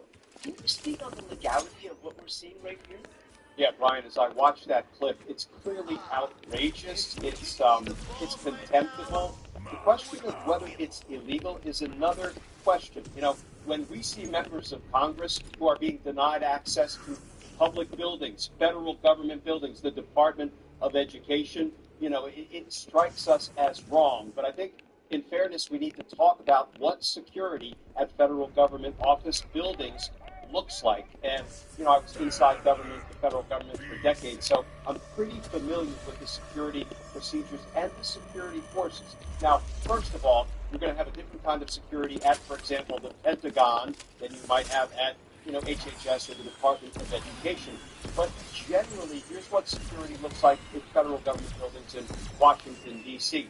There's something called the Federal Protective Service, the FPS, we call it. Those are armed security officers with arrest powers, and they, by and large, provide security for federal government buildings, property, federal government employees, and visitors to federal government buildings. But there are only about 1,200 or so FPS sworn security members, and they fall under DHS, the Department of Homeland Security. So the far greater number of security officers are what we affectionately refer to as blue coats. Why? Because their uniform involves a blue blazer. So those are private security contractors that the federal government contracts with, and they are at virtually all federal government buildings. They don't have the power of arrest, but what they can do, and I've actually seen blue coats do this, if somebody is acting up inside a government building, they can ask them to leave 3 times, and if they don't, they can either, you know, escort them out because then they become trespassers, or they can detain them, call the Federal Protective Service officers, and they will come over and exercise their arrest power. So when we see all of these members of Congress understandably wanting to get into the Department of Education to see, you know, what in the heck Elon and his little, you know, 20-something-year-old henchmen may be doing in there that are damaging to our government systems and our privacy interests, and we see them not being permitted to enter, here's what people should know. Ordinarily, when somebody wants to go into a government building, they have to be sponsored. What does that mean? Let me use a concrete example. If somebody wanted to come to the U.S. Attorney's Office, which is in Judiciary Square in D.C., we would have thousands of people in and out of our building every day, police officers, witnesses, defense attorneys, etc. What would happen is I would fall down to the kiosk at the front door, and I would have to provide the name, the identifiers, and the time that I expected, for example, a witness that I was going to interview to appear at the U.S. Attorney's Office. That person would have to show ID, would have to be logged into the computer system, and would be generated a security tag that they would affix to their jacket or their shirt, and then they had to be escorted to my office. Sometimes I would just come down and bring the witness up to my office. So it's not as if members of the general public, even members of Congress, can just waltz into every government building. There are procedures. Now, that does not answer the question about who in the world is this guy that we see in the clip with the little children's bandage on his neck saying, I'm not allowing members of Congress to come in and see what Elon Musk is doing. That is my take on what he's saying. You can't really hear much of the conversation.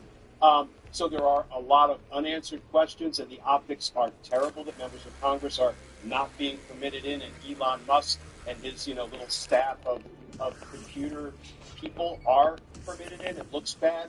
I can't say that it is necessarily illegal. Is there some rule in terms of how they have to present themselves? I mean, this is a guy in a t-shirt. Is that generally how security forces, even the ones that are contracted private security forces, have to comport themselves? No, the Federal Protective Service officers or the contract security officers, the blue coats that I mentioned, they all have uniforms.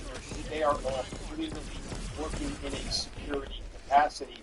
I don't know who in the world this guy is that we see in that clip, but I'm sure somebody will be identifying him soon, and we'll figure out, is this really an FPS member? Is it a contract security specialist, or is it just somebody that, Elon Musk picked up off the street and said, hey, don't let anybody in while I'm in?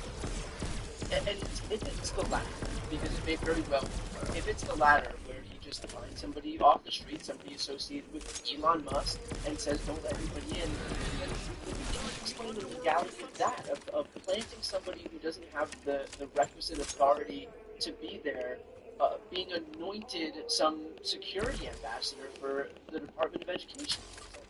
Yeah, that would be wrongful conduct on any number of levels. For example, you can't impersonate a federal officer of any kind, including an FPS, a Federal Protective Services security officer. And if he's holding him out as one, that could actually violate federal law. If you are blocking entrance to a public facility, that is actually something that we call, and this is this is an old-timey word for a crime that we don't really enforce all that much anymore. There is a law called incommodity. You're not allowed to block, the entrance or exits of certain buildings. So there are lots of potential crimes that might be involved depending on who he is, what authority he has, who gave him that authority, and whether he is misrepresenting his authority in any way. But, you can't just post yourself on a public building, a government building, and tell people they can't come in or they can't leave. That could potentially violate any number of federal or local laws of the District of Columbia. Well, this is a bit of a political question as opposed to a legal one, but it seems here, and obviously we don't have a ton of context surrounding this snippet of this video, but can you talk about whether you think the optics, even from the Democrats' perspective, is correct if it basically gives art to somebody who they don't know whether he has the authority or not to be there, but taking him at his word, doesn't that in and of itself kind of imbue this guy with power, the fact that they are giving it to him and treating him as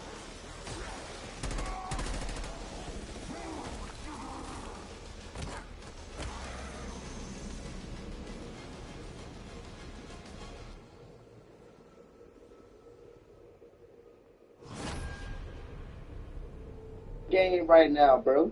Hey, bro, what color, bro? What color, bro? Cause you up.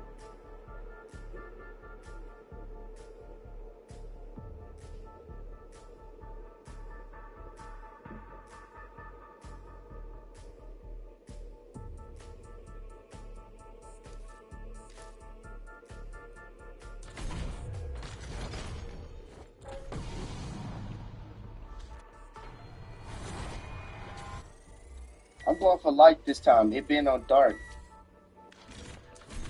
I'm gonna do 10 million. If I could get my 5 back, bro. 10 million. No, 12 million. 12 million. And I'm going light. I'm going light this time.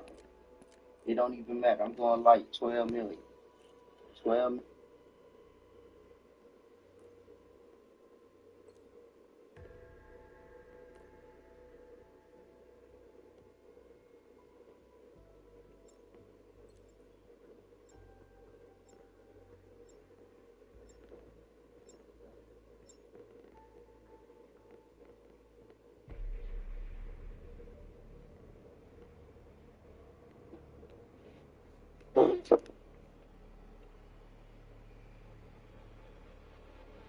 If you are watching this right now, I just have to say one thing to you.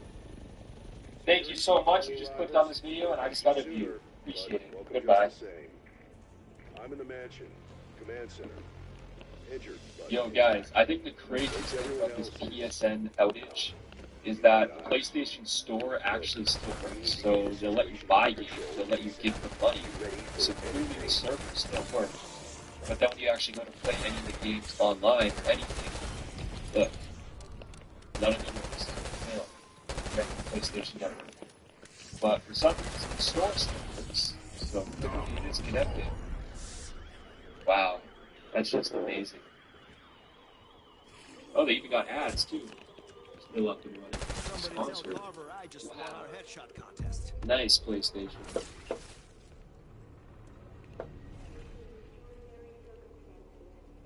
Alpha, search the area. We've got 3 Janus Science personnel missing. Their knowledge is critical to mission success, and we take care of our own.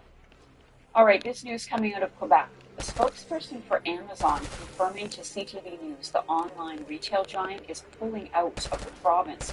The company says it will cease operations over the next 2 months in 7 operation sites, 1 fulfillment center, 2 sorting centers, 3 delivery stations, and 1 large delivery station that's located with a sorting center. A spokesperson with Amazon says 1,700 regular employees in Quebec and 250 temporary seasonal workers will be affected. Amazon says it's returning to a third-party model and that the move has nothing to do with unionization. All right, this news coming out of Quebec. A spokesperson for Amazon confirming to CTV News the online... If you were full of booze, you'd be more helpful.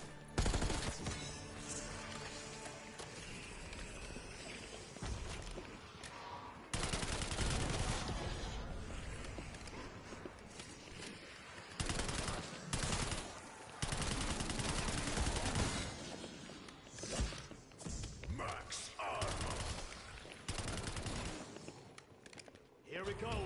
You gonna give me a gun or a swift kick in the balls?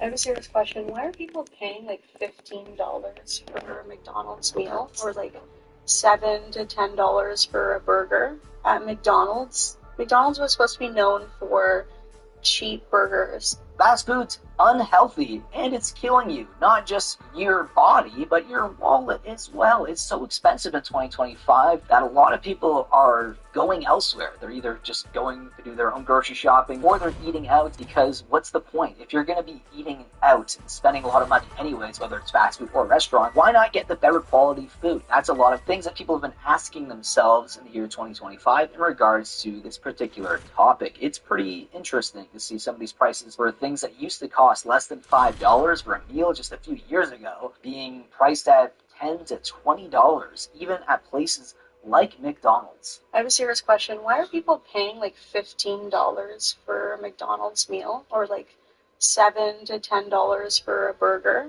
at McDonald's? McDonald's was supposed to be known for cheap burgers. They're not good quality. Like if you want to feel like shit, eat a McDonald's burger. My sister wanted to go eat at A&W, which is like a kind of a better version of McDonald's, and in Canada, and it was going to cost $75 for her, a meal for herself, her husband, and her 2 kids. 2 kids, and one child is 2. Why would it be $75? It should be 40 max, like 35.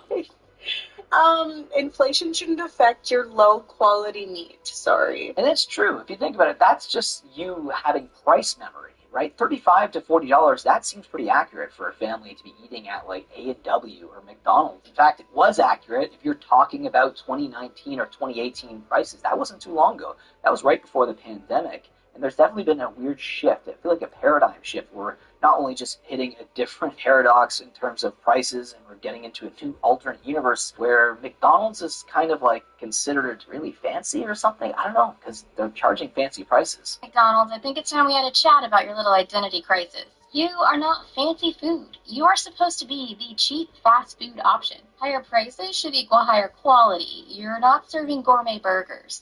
Gonna keep coming there because you got my kid hooked on your chicken nuggets, but let's face it, they like the chicken nuggets because they're plain and they don't taste like anything. So you have to fix something. Either increase the quality of your food to match these new high prices or lower the prices, please. Yeah, like a little renovation to your establishment doesn't equal better food, doesn't equal better ingredients. That just means that you have made your place more shiny and nice. I remember back in the day, McDonald's were pretty interesting. You'd go in there and it felt like a really fun place for a kid to spend time. Perfect. Now it feels like something in a dystopian hellhole, which I don't want to spend more than 2 minutes in. That's why I go there straight to get my $1 coffee and I get the hell out of there because I do not want to stay inside there and get depressed. You guys remember Subway's $5 footlong? It's now $6 for 6 inches. And Taco Bell's beefy 5-layer that used to be 89 cents is now like $3.69. Drinks at McDonald's aren't even $1 anymore, and the McChicken, which used to be a staple of the dollar menu, is now almost $3. You guys were aware of this though, right? That fast food prices have increased far past the pace of inflation. Here's what that looks like over the past decade, okay? 2014, I had just started high school and still remember thinking, damn, fast food's kind of expensive. And now look at the prices. Look at them now. McDonald's, what the fuck is warranting a 100% increase in the past 10 years? These companies are trying to blame it on inflation, even though that's only at 31%, and they're still trying to say that it's about minimum wage, even though in half of the states that's still $7.25, which has been since 2009. McDonald's saw an $8.5 billion profit last year. Yum saw $2 billion. It's greed, guys, and at this point, it's cheaper to eat healthier. It's not really cheaper to eat healthier, to be honest, as well, but I do think when it comes to fast food, McDonald's is the biggest price gouging culprit. I don't care. I don't care if you guys have other data out there. I'm pretty sure McDonald's, even anecdotally, and even if you're looking at the real data, I'm pretty sure McDonald's is the worst culprit in that regard. But it was funny hearing her mention the fact that $5 footlong, which is the thing that actually happened after the financial crisis to try to get people back into the store, is no longer a thing. In fact, it's $6 for a 6-inch. Honestly, I think it's even worse than Canada. I think Canada is about $6 or $7 6-inch. Depends on which sub you get. But if you're talking foot-long subs, you're spending like $15 right now. All of y'all internet fans, our names stand. Because as a white nerd, you need to sit down and learn. But I'm not a team germ. And I got proof in my blood. And he's also in my research. Why Detroit is liberal, evil, satanical. It's not mathematical genius. That's probably why it's an animal. Also an expert geographical. But I go to Michigan, and I still didn't know it's capital. Detroit sucks at every one is mechanical and robotical. Automated like Bender. It's kind of rocking out potential. Evan Reed for versus Evan. I hope 8 Mile gets gentrified and meets its demise in the last of IMF. We're going back to a world where things are based on reality. And what's going to give us reality is gold and silver. Evan Recca, leave me alone. Stop trying to dox me. Conjured up. Why does Evan Recca keep trying to dox me? Central bankers. Saturday, February 8th, 2025, Monaco 64, home of alternative economics and contrarian views. Today, we're going to look at why, in my humble opinion, the dollar and all other major currencies or fiat currencies are in their suddenly moments. But before we do, I'd like to give a shout out to one of our affiliates, Dirty Men Safe. While Dirty Men Safe is underground safe solutions, you can store your valuables like gold, silver, coins, bars, documents, and crypto wallets. It's hidden protection, instant access. If you want to find out more about Dirty Men Safe, check out the link below in the description. So back to the suddenly moment. What does that mean? Well, this 1926 breakthrough model, Ernest Hemingway, wrote a scene in the novel when the sun always rises. He wrote a scene where Bill asked Mike, he said, "How did you go bankrupt?" And then Mike replied, 2 ways, gradually and then suddenly.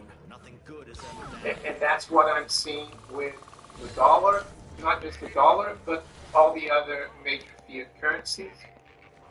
And you might ask, how can the dollar go bankrupt? Well, and the other currencies as well. Don't they trade against each other? Yes, they do. The currencies do trade against each other. But ultimately, the monetary asset that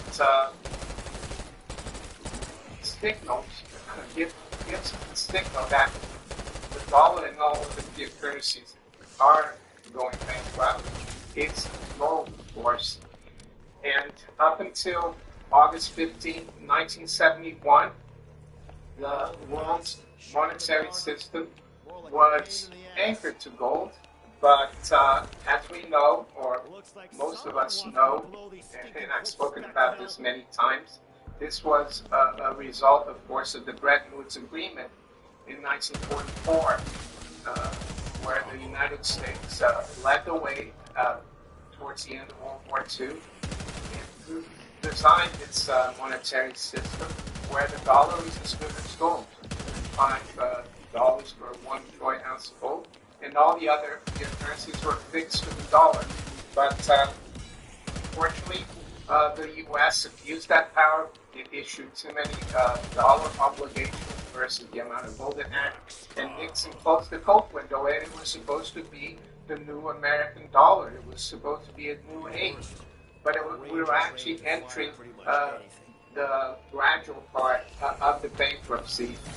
Of course, the mainstream media always reports the opposite, right? And you might be wondering where I got this. Well, I have to thank a lot of the viewers for old viewers having sent me a lot of items.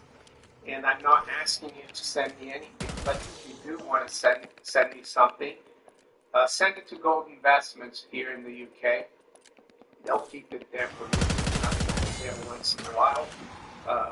Yes, to Gold Investments below in the description. But anyway, I have to thank Ruffle Skin in Japan. He's an American in Japan, and he had very kind to send me this magazine.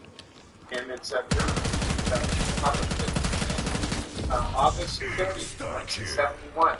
So a couple of weeks after Nixon suspension. Temporarily, the convertibility of the U.S. currency into gold. And yes, it was temporary, and this bankruptcy that actually was triggered by Nixon, and of course, not that's been gradual for over 50 years, but I think we're entering the suddenly moment, and I've been aware of this for over 2 decades now, this situation, because I've done a lot of studying, and it wasn't at university, they don't teach you this at university. And prior to starting this channel, I kept a blog while I was still at work, financial sector here in London, and it was called For Sound Money. It's not there anymore, but I wrote an article on December 6th, titled They Are All Sinking. And I'm going to put it up here on the screen, and there's a link there as well. Archive. You might be able to go there and read about it. And I went through the whole, how the electrical system evolved, all pillars were evolved, all the center. And I said that they're all sinking. I read this because of what happened in 71. At the time, of course, it was still fairly gradual, the bankruptcy. And how does it reflect itself? Well, it reflects itself in the price of gold. Or, yeah, the higher the price of gold goes, the more bankrupt the currency is, because it means the less you get from the currency. It's the way of the state. Money bucks. Now, yeah, it was Lenin who said that the best way to destroy the bourgeoisie was the currency, and that not 1 in a million people noticed it. People are noticing it, and that's how it's reflected. Why do I think we are in the suddenly moments? Is it because of all the news about U.S. aid, like how Trump administration is cracking down state finances, what's happening on the COMEX and LDNA, these are going of the lease rates for built, for example, for these SLPs. Chinese that buy so much gold isn't because the Chinese regulators have just allowed Chinese insurers to buy gold. Well, kind of. These are just symptoms of this bankruptcy. But deep down, the major reason why, or from 30,000 feet, or the big picture really is that all these currencies are sinking. And this is the suddenly moment. And why do I say that? Well, because the drop in purchasing power of the currency, or the sharp rise in the price of gold that we've seen at the beginning of 2024, it's a reflection of that. And I think, yeah, it is a suddenly moment. And I think we're very near a point where people realize that, and we're going to wake up one day, or maybe it's going to be more gradual, but we're very close to a moment where gold comes back as major monetary reserve, major monetary asset, the major common denominator in which everyone judges the values of not just financial assets, but tangible assets, of real things, services, everything. That's progress for you. These charts, Sky's the limit. all these different currencies that you can see. I'm not going to go into all of them, but they're all looking very much the same. That's the reason why I think we are in the suddenly moment. If we see the British pound, for example, break down, or go through the roof versus the British pound, then I would have said, no, we're not there yet. But when all the major currencies are, to me, that's an indication that that's what's happening. So these charts that I've just showed you, they are a visual tool for you to see what's happening. The fundamental tools go back, of course, to 1971, and that's been reflected in the increase in the size of government, the increase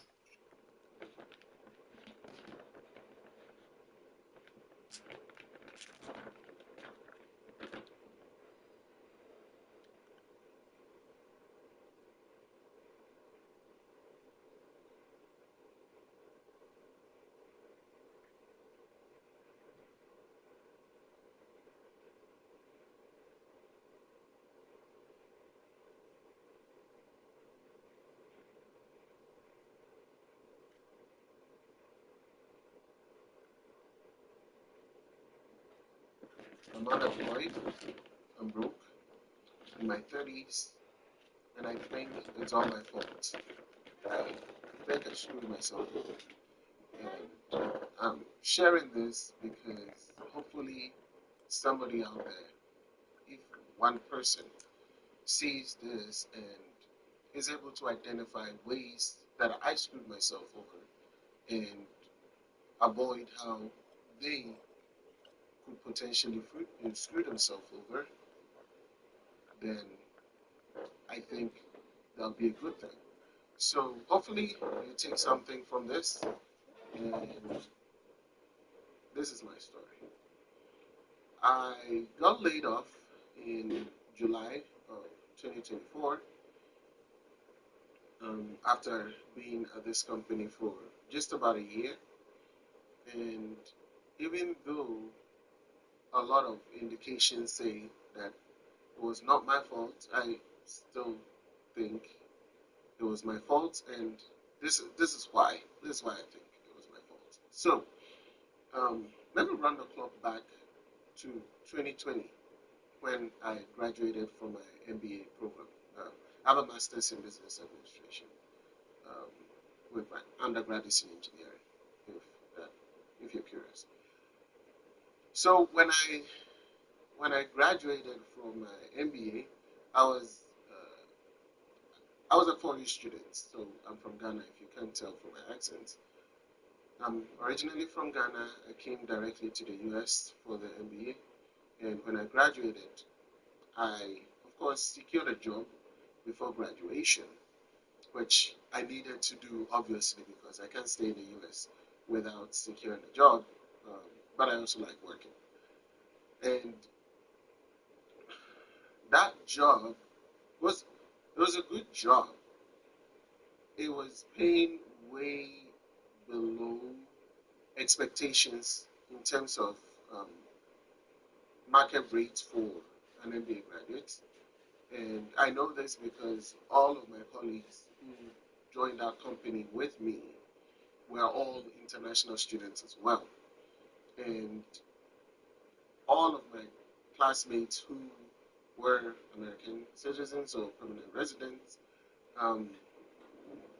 they definitely were making at least 50% more than us, some even double, in other companies, not this specific company. So I know from data and evidence that it was below market rates. And I know there's a lot of debate about this H-1B program going on right now because of For more on the legal roadblocks the Trump administration is facing, let's bring in former Deputy Assistant Attorney General John Yoo. John, thanks for joining us this afternoon. So there is now the administration, the question as to whether or not they can fire a number of government employees. We've heard that they have legal protections and you just can't do it. But the administration seems to be doing it. So what's going on there? Rich, great to be with you. The way to understand what's happening is that President Trump is trying to restore the original power of the presidency. And one of the most important powers is national security in foreign affairs. Must have been a pain in the ass getting in here without the amulet. All the way through Richard Nixon, and this is when the decline of the presidency started. Surrender is not a ranger word. Spend money if it harms our foreign policy and national security. So President Trump, I think, is within his right to defend himself. He can't force me to give money abroad. Suppose Congress said, give money to Tehran, give money to China, give money to Russia. I think President Trump, building on the historical precedents of past his predecessors, will say, no, I'm not going to hurt the national security of the United States. So I think he can shut down the idea of front. One other thing with USAID, it turns out that it looks like the appointments of USAID defied direct presidential orders to stop sending money out to the world while there was a pause. Is trying to restore control of the executive branch to allow presidential orders. Now, creation of the documentation. So the law signed into law by the then President of the United States. Then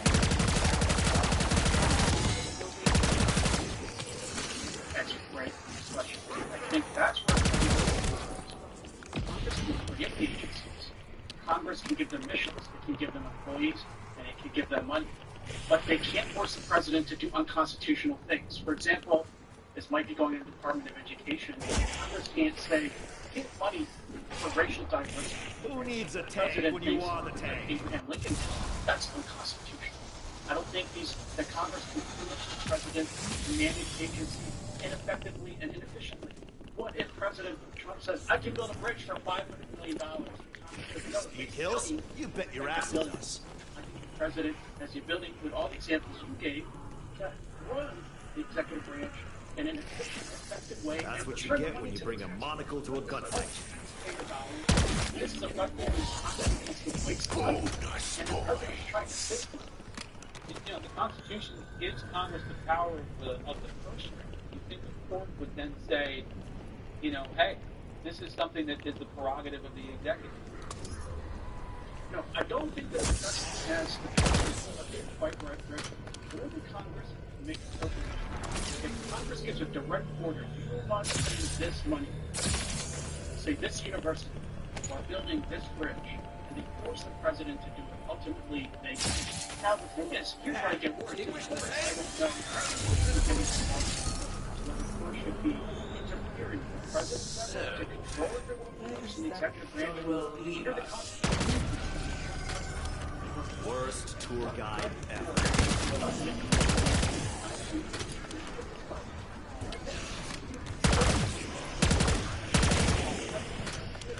With the president's control over the agencies. If you want to perfect like that, Congress can. Why do you try to like these are buttons of we need the executive right there. If that's already done.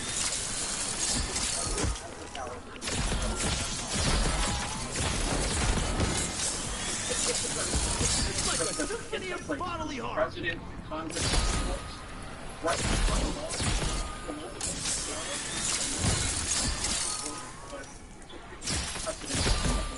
Says President Trump is allowed to say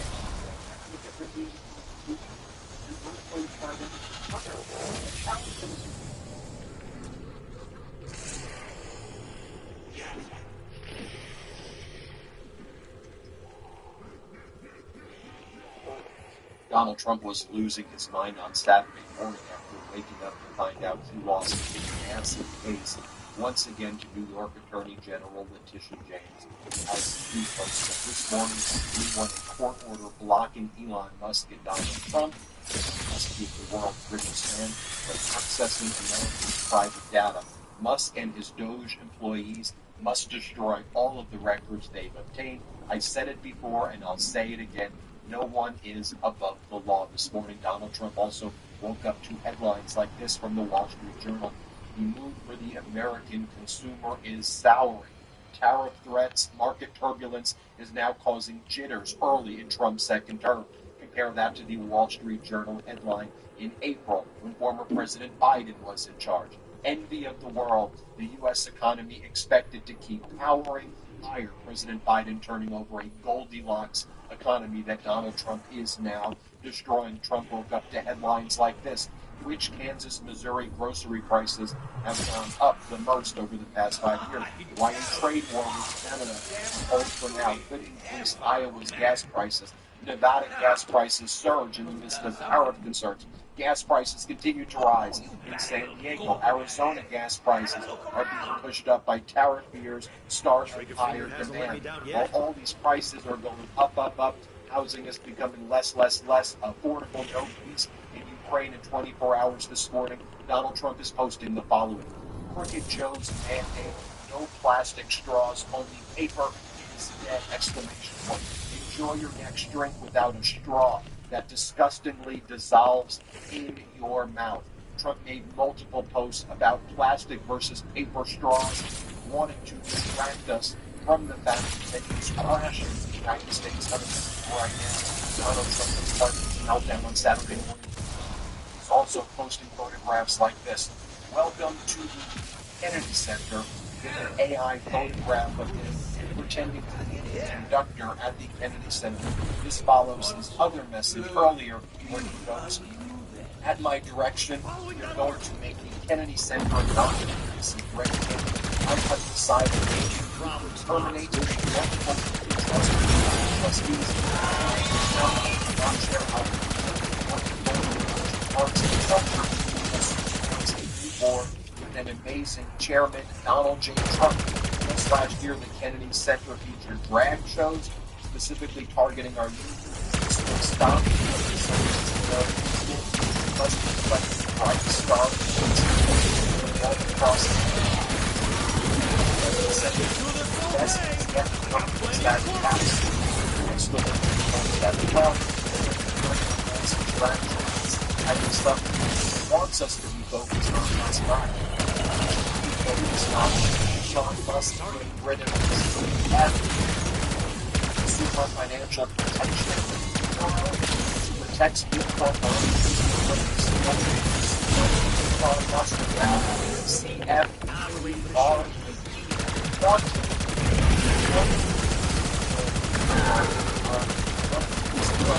process we're joking about, or not talking about, is how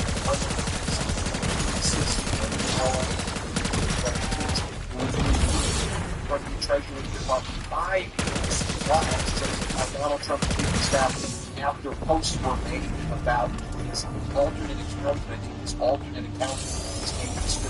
Balls or something like that, about racist things about Indian people and about pro-eugenics, horrific racist stuff.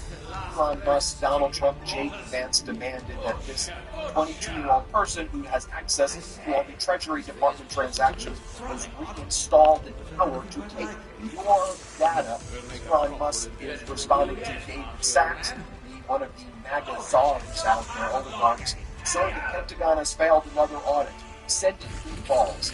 Elon Musk goes, this is a job for big balls. For data, Elon Musk is responding to David Sachs, one of the MAGA czars out there, oligarchs. Sir, the Pentagon has failed another audit. Send in big balls. Elon Musk goes, this is a job for big balls. Individual who was forced out of the Treasury Department by Trump's people, and then brought back in by Donald Trump's people. Also, one of the things that Elon Musk and J.D. Vance were posting about and fighting for was bringing back the racist individual because apparently his racist statements were made, and apparently the 22-year-old makes him, however young he is, like 19, 22. He's a kid, so he can make mistakes, although he's never apologized for said mistakes. But he's a kid who now has access to read the people's records, as Donald Trump is crashing and taking our economy right now. As Mike Pierce says, reporters are also missing a huge part of the CFP story. Elon Musk now has access to confidential information about his competitors, confidential records and documents of cases. And of course, the CFPB is a law enforcement agency. Reports say it has been compromised. Here's the richest man in the world bragging this morning about eliminating an agency that has delivered $21 billion back to working class families since its inception. Even most Republicans want the CFPB to continue protecting them from being ripped off by abusive big banks and other predatory companies. But so Donald Trump, his post this morning is, this is all great. Trump writes, our country is coming back faster than anyone thought possible. We are respected all over the world again like never before. Stephen Miller, his top 8 goes, are you enjoying this morning? He writes, are you enjoying America's new golden age? Well, as we posted on our next Twitch account, the golden age is going to be time to falling out of the sky. Egg costs $10 to $50. Protested by all our allies. Workers are losing their jobs. Americans' personal data is rummaged through by unelected oligarchs and their strange crew of twinkling sun stars. Also, we know that Kash Patel, in addition to being paid by Chinese businesses, Chinese business invested while he's an FBI, while he's the head of the FBI. Kash Patel was paid by Russian filmmakers with Kremlin ties. Documents show, as Carl Quintanilla explains, another byline siren right there. Elon Musk and the new United States Attorney, the top federal prosecutor in Washington, D.C., who's basically the top United States Attorney, federal prosecutor in the country, other than the Attorney General. Being the U.S. Attorney in D.C. is like the most powerful job. So now this federal prosecutor sent letters via Facebook witnesses, via ex-holder, to Elon Musk. This guy thinks he's head moment. Talking about what he's doing, the rest of the those brain Elon Musk. Thank you for your referral to networks who appear to be stealing government property and or threatening government employees, the Doge Group. After your referral, I will begin an inquiry. So essentially, Elon Musk has a private law firm that now are U.S. attorneys and federal prosecutors in Washington, D.C. Here's Elon Musk and Tucker Carlson.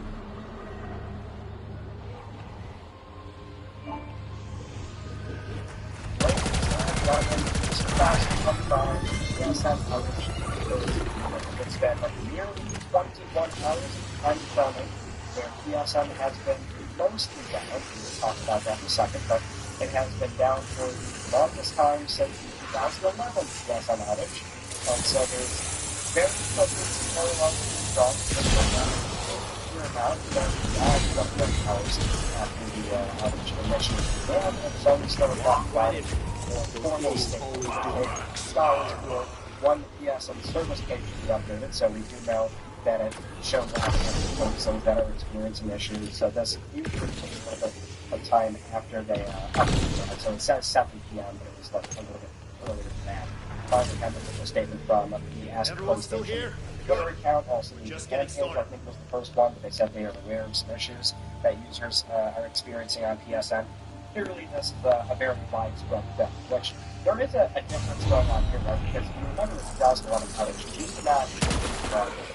What's weird about this time around is that you can log on. Now, I know that's not the same for everybody, but in my experience, which is a very small anecdotal thing, I do have to admit, this time, I can log into Plus on Xbox, every PlayStation does have so you log in. Usually does become just trying to get these services in general, so that if you sometimes play games online, usually playing games online is going to be a big issue there. I guess a lot of people are running into the issue. Well, Aaron code WS 1164395. I tried to put it's frustrating that sometimes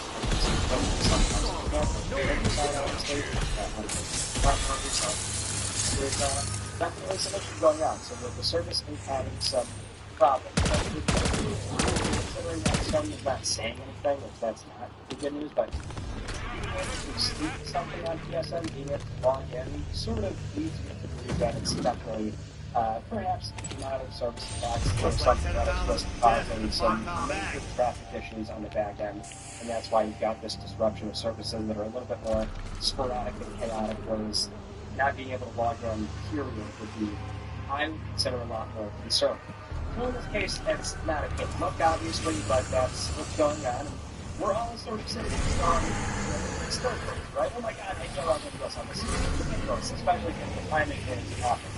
Rather not. Probably a lot of but the most of more question. Sometimes that's but it is something here for the while, which it's so funny how this initially happened. So many people out there woodwork were like, yo, PSN is down, crazy, 2011, PSN down. I know a lot of you are going back to the documentary we did, and it makes me feel a little bit concerned, obviously. I'm not sure if it's to the point where we have to start being worried about, account security and things like that, but if we go a few more hours and they don't give a more proper statement about this, that's where things are getting a little bit dicey. You would hope that this the history of this sort of issue, but at the same time,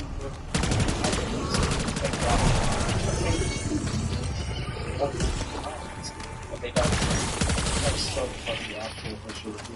They have sort of from some state macro, having said that, at that point, the months things from that done, but a lot of what probably at the time mentioned it so I would hope that this will be resolved fairly soon, because at the time of filming this little impromptu emergency update about PSN, it seems like users are finally getting back into the service with more complete features, as in not just logging in, but features. What's interesting is that because this happened, I just off the cuff decided to try disk drive on my console, which it did. So I was able to still register a disk drive in the very small scope of how you might be able to. You might have gotten a brand new PS5. You can still register a disk drive and start installing games offline. Which gets into another can of worms, obviously, because anytime PSN has issues, this always comes up, which is the screen telling you can't play your digital software. So we got a really dark up in here. Giga saying he's trying to play a single-player game offline in 2025, and of course this post went viral.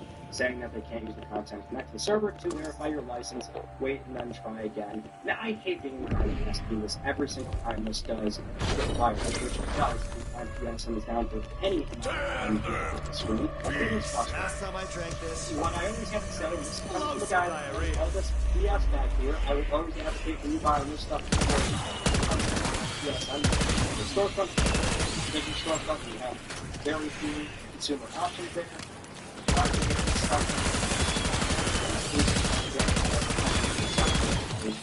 As friendly as it gets on PlayStation 5. Still, you automatically click on the primary optional. The second you get a screen like this, a few seconds might have happened. You bought the console, and you turn off your primary one,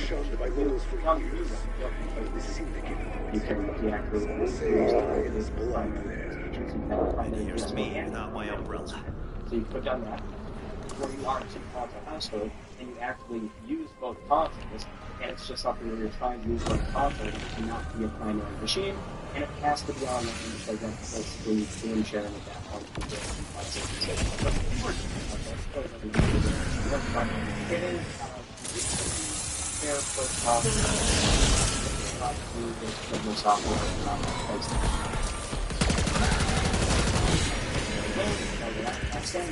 but yeah, it's just always something to remember. When you carry the base, if you are going to issue, if for some reason one console can be the problem,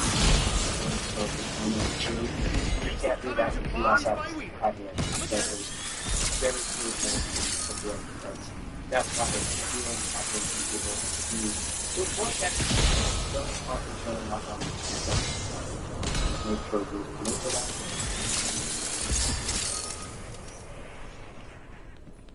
Let's talk about deportation. Now there's literally nothing happening between years. That deportation scheme of the current administration was going to be anything other than a logistical nothing. Think again.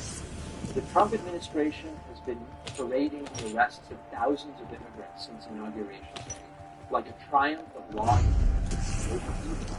But we are now learning that some of those very same immigrants are already being released right back into the United States. It was shocking. ICE doesn't have anywhere. After screaming about catching release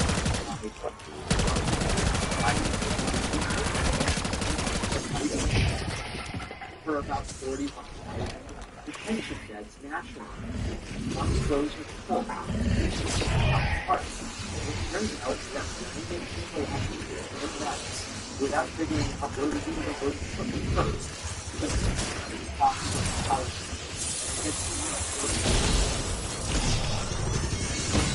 I'd sort of some people being arrested in this country are just being put right back into the United States. Some of them under monitoring programs like the now we wait for the protocol. And people were saying what Biden was doing. They were saying ankle bracelets. That's not good enough. Checking. They will just disappear into the interior of the country. That's what's happening. The moment of border immigration czar being asked about it, as we just yeah, I just don't know. Exclusive reporting that there in recent weeks that have been released back into the interior of the country because of the state of What's that? We're looking at 30,000 detention beds with Guantanamo Bay. After the contract suspend bed space, I met with hundreds of sheriffs to make their deals available for anything detained. I'm not aware of that. But I said that. So let's not forget that Donald Trump is urging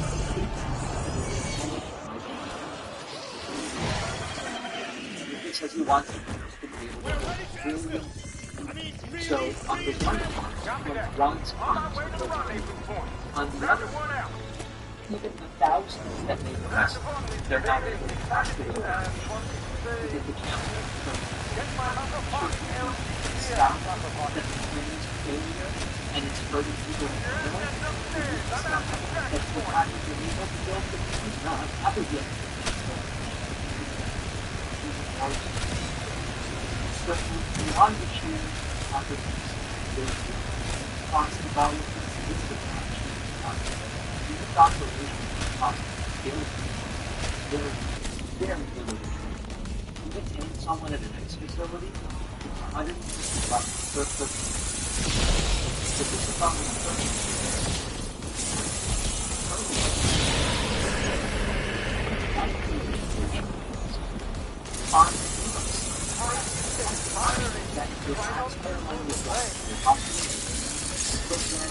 after paying for some incarceration, some of these folks are released again, and that doesn't force the costs.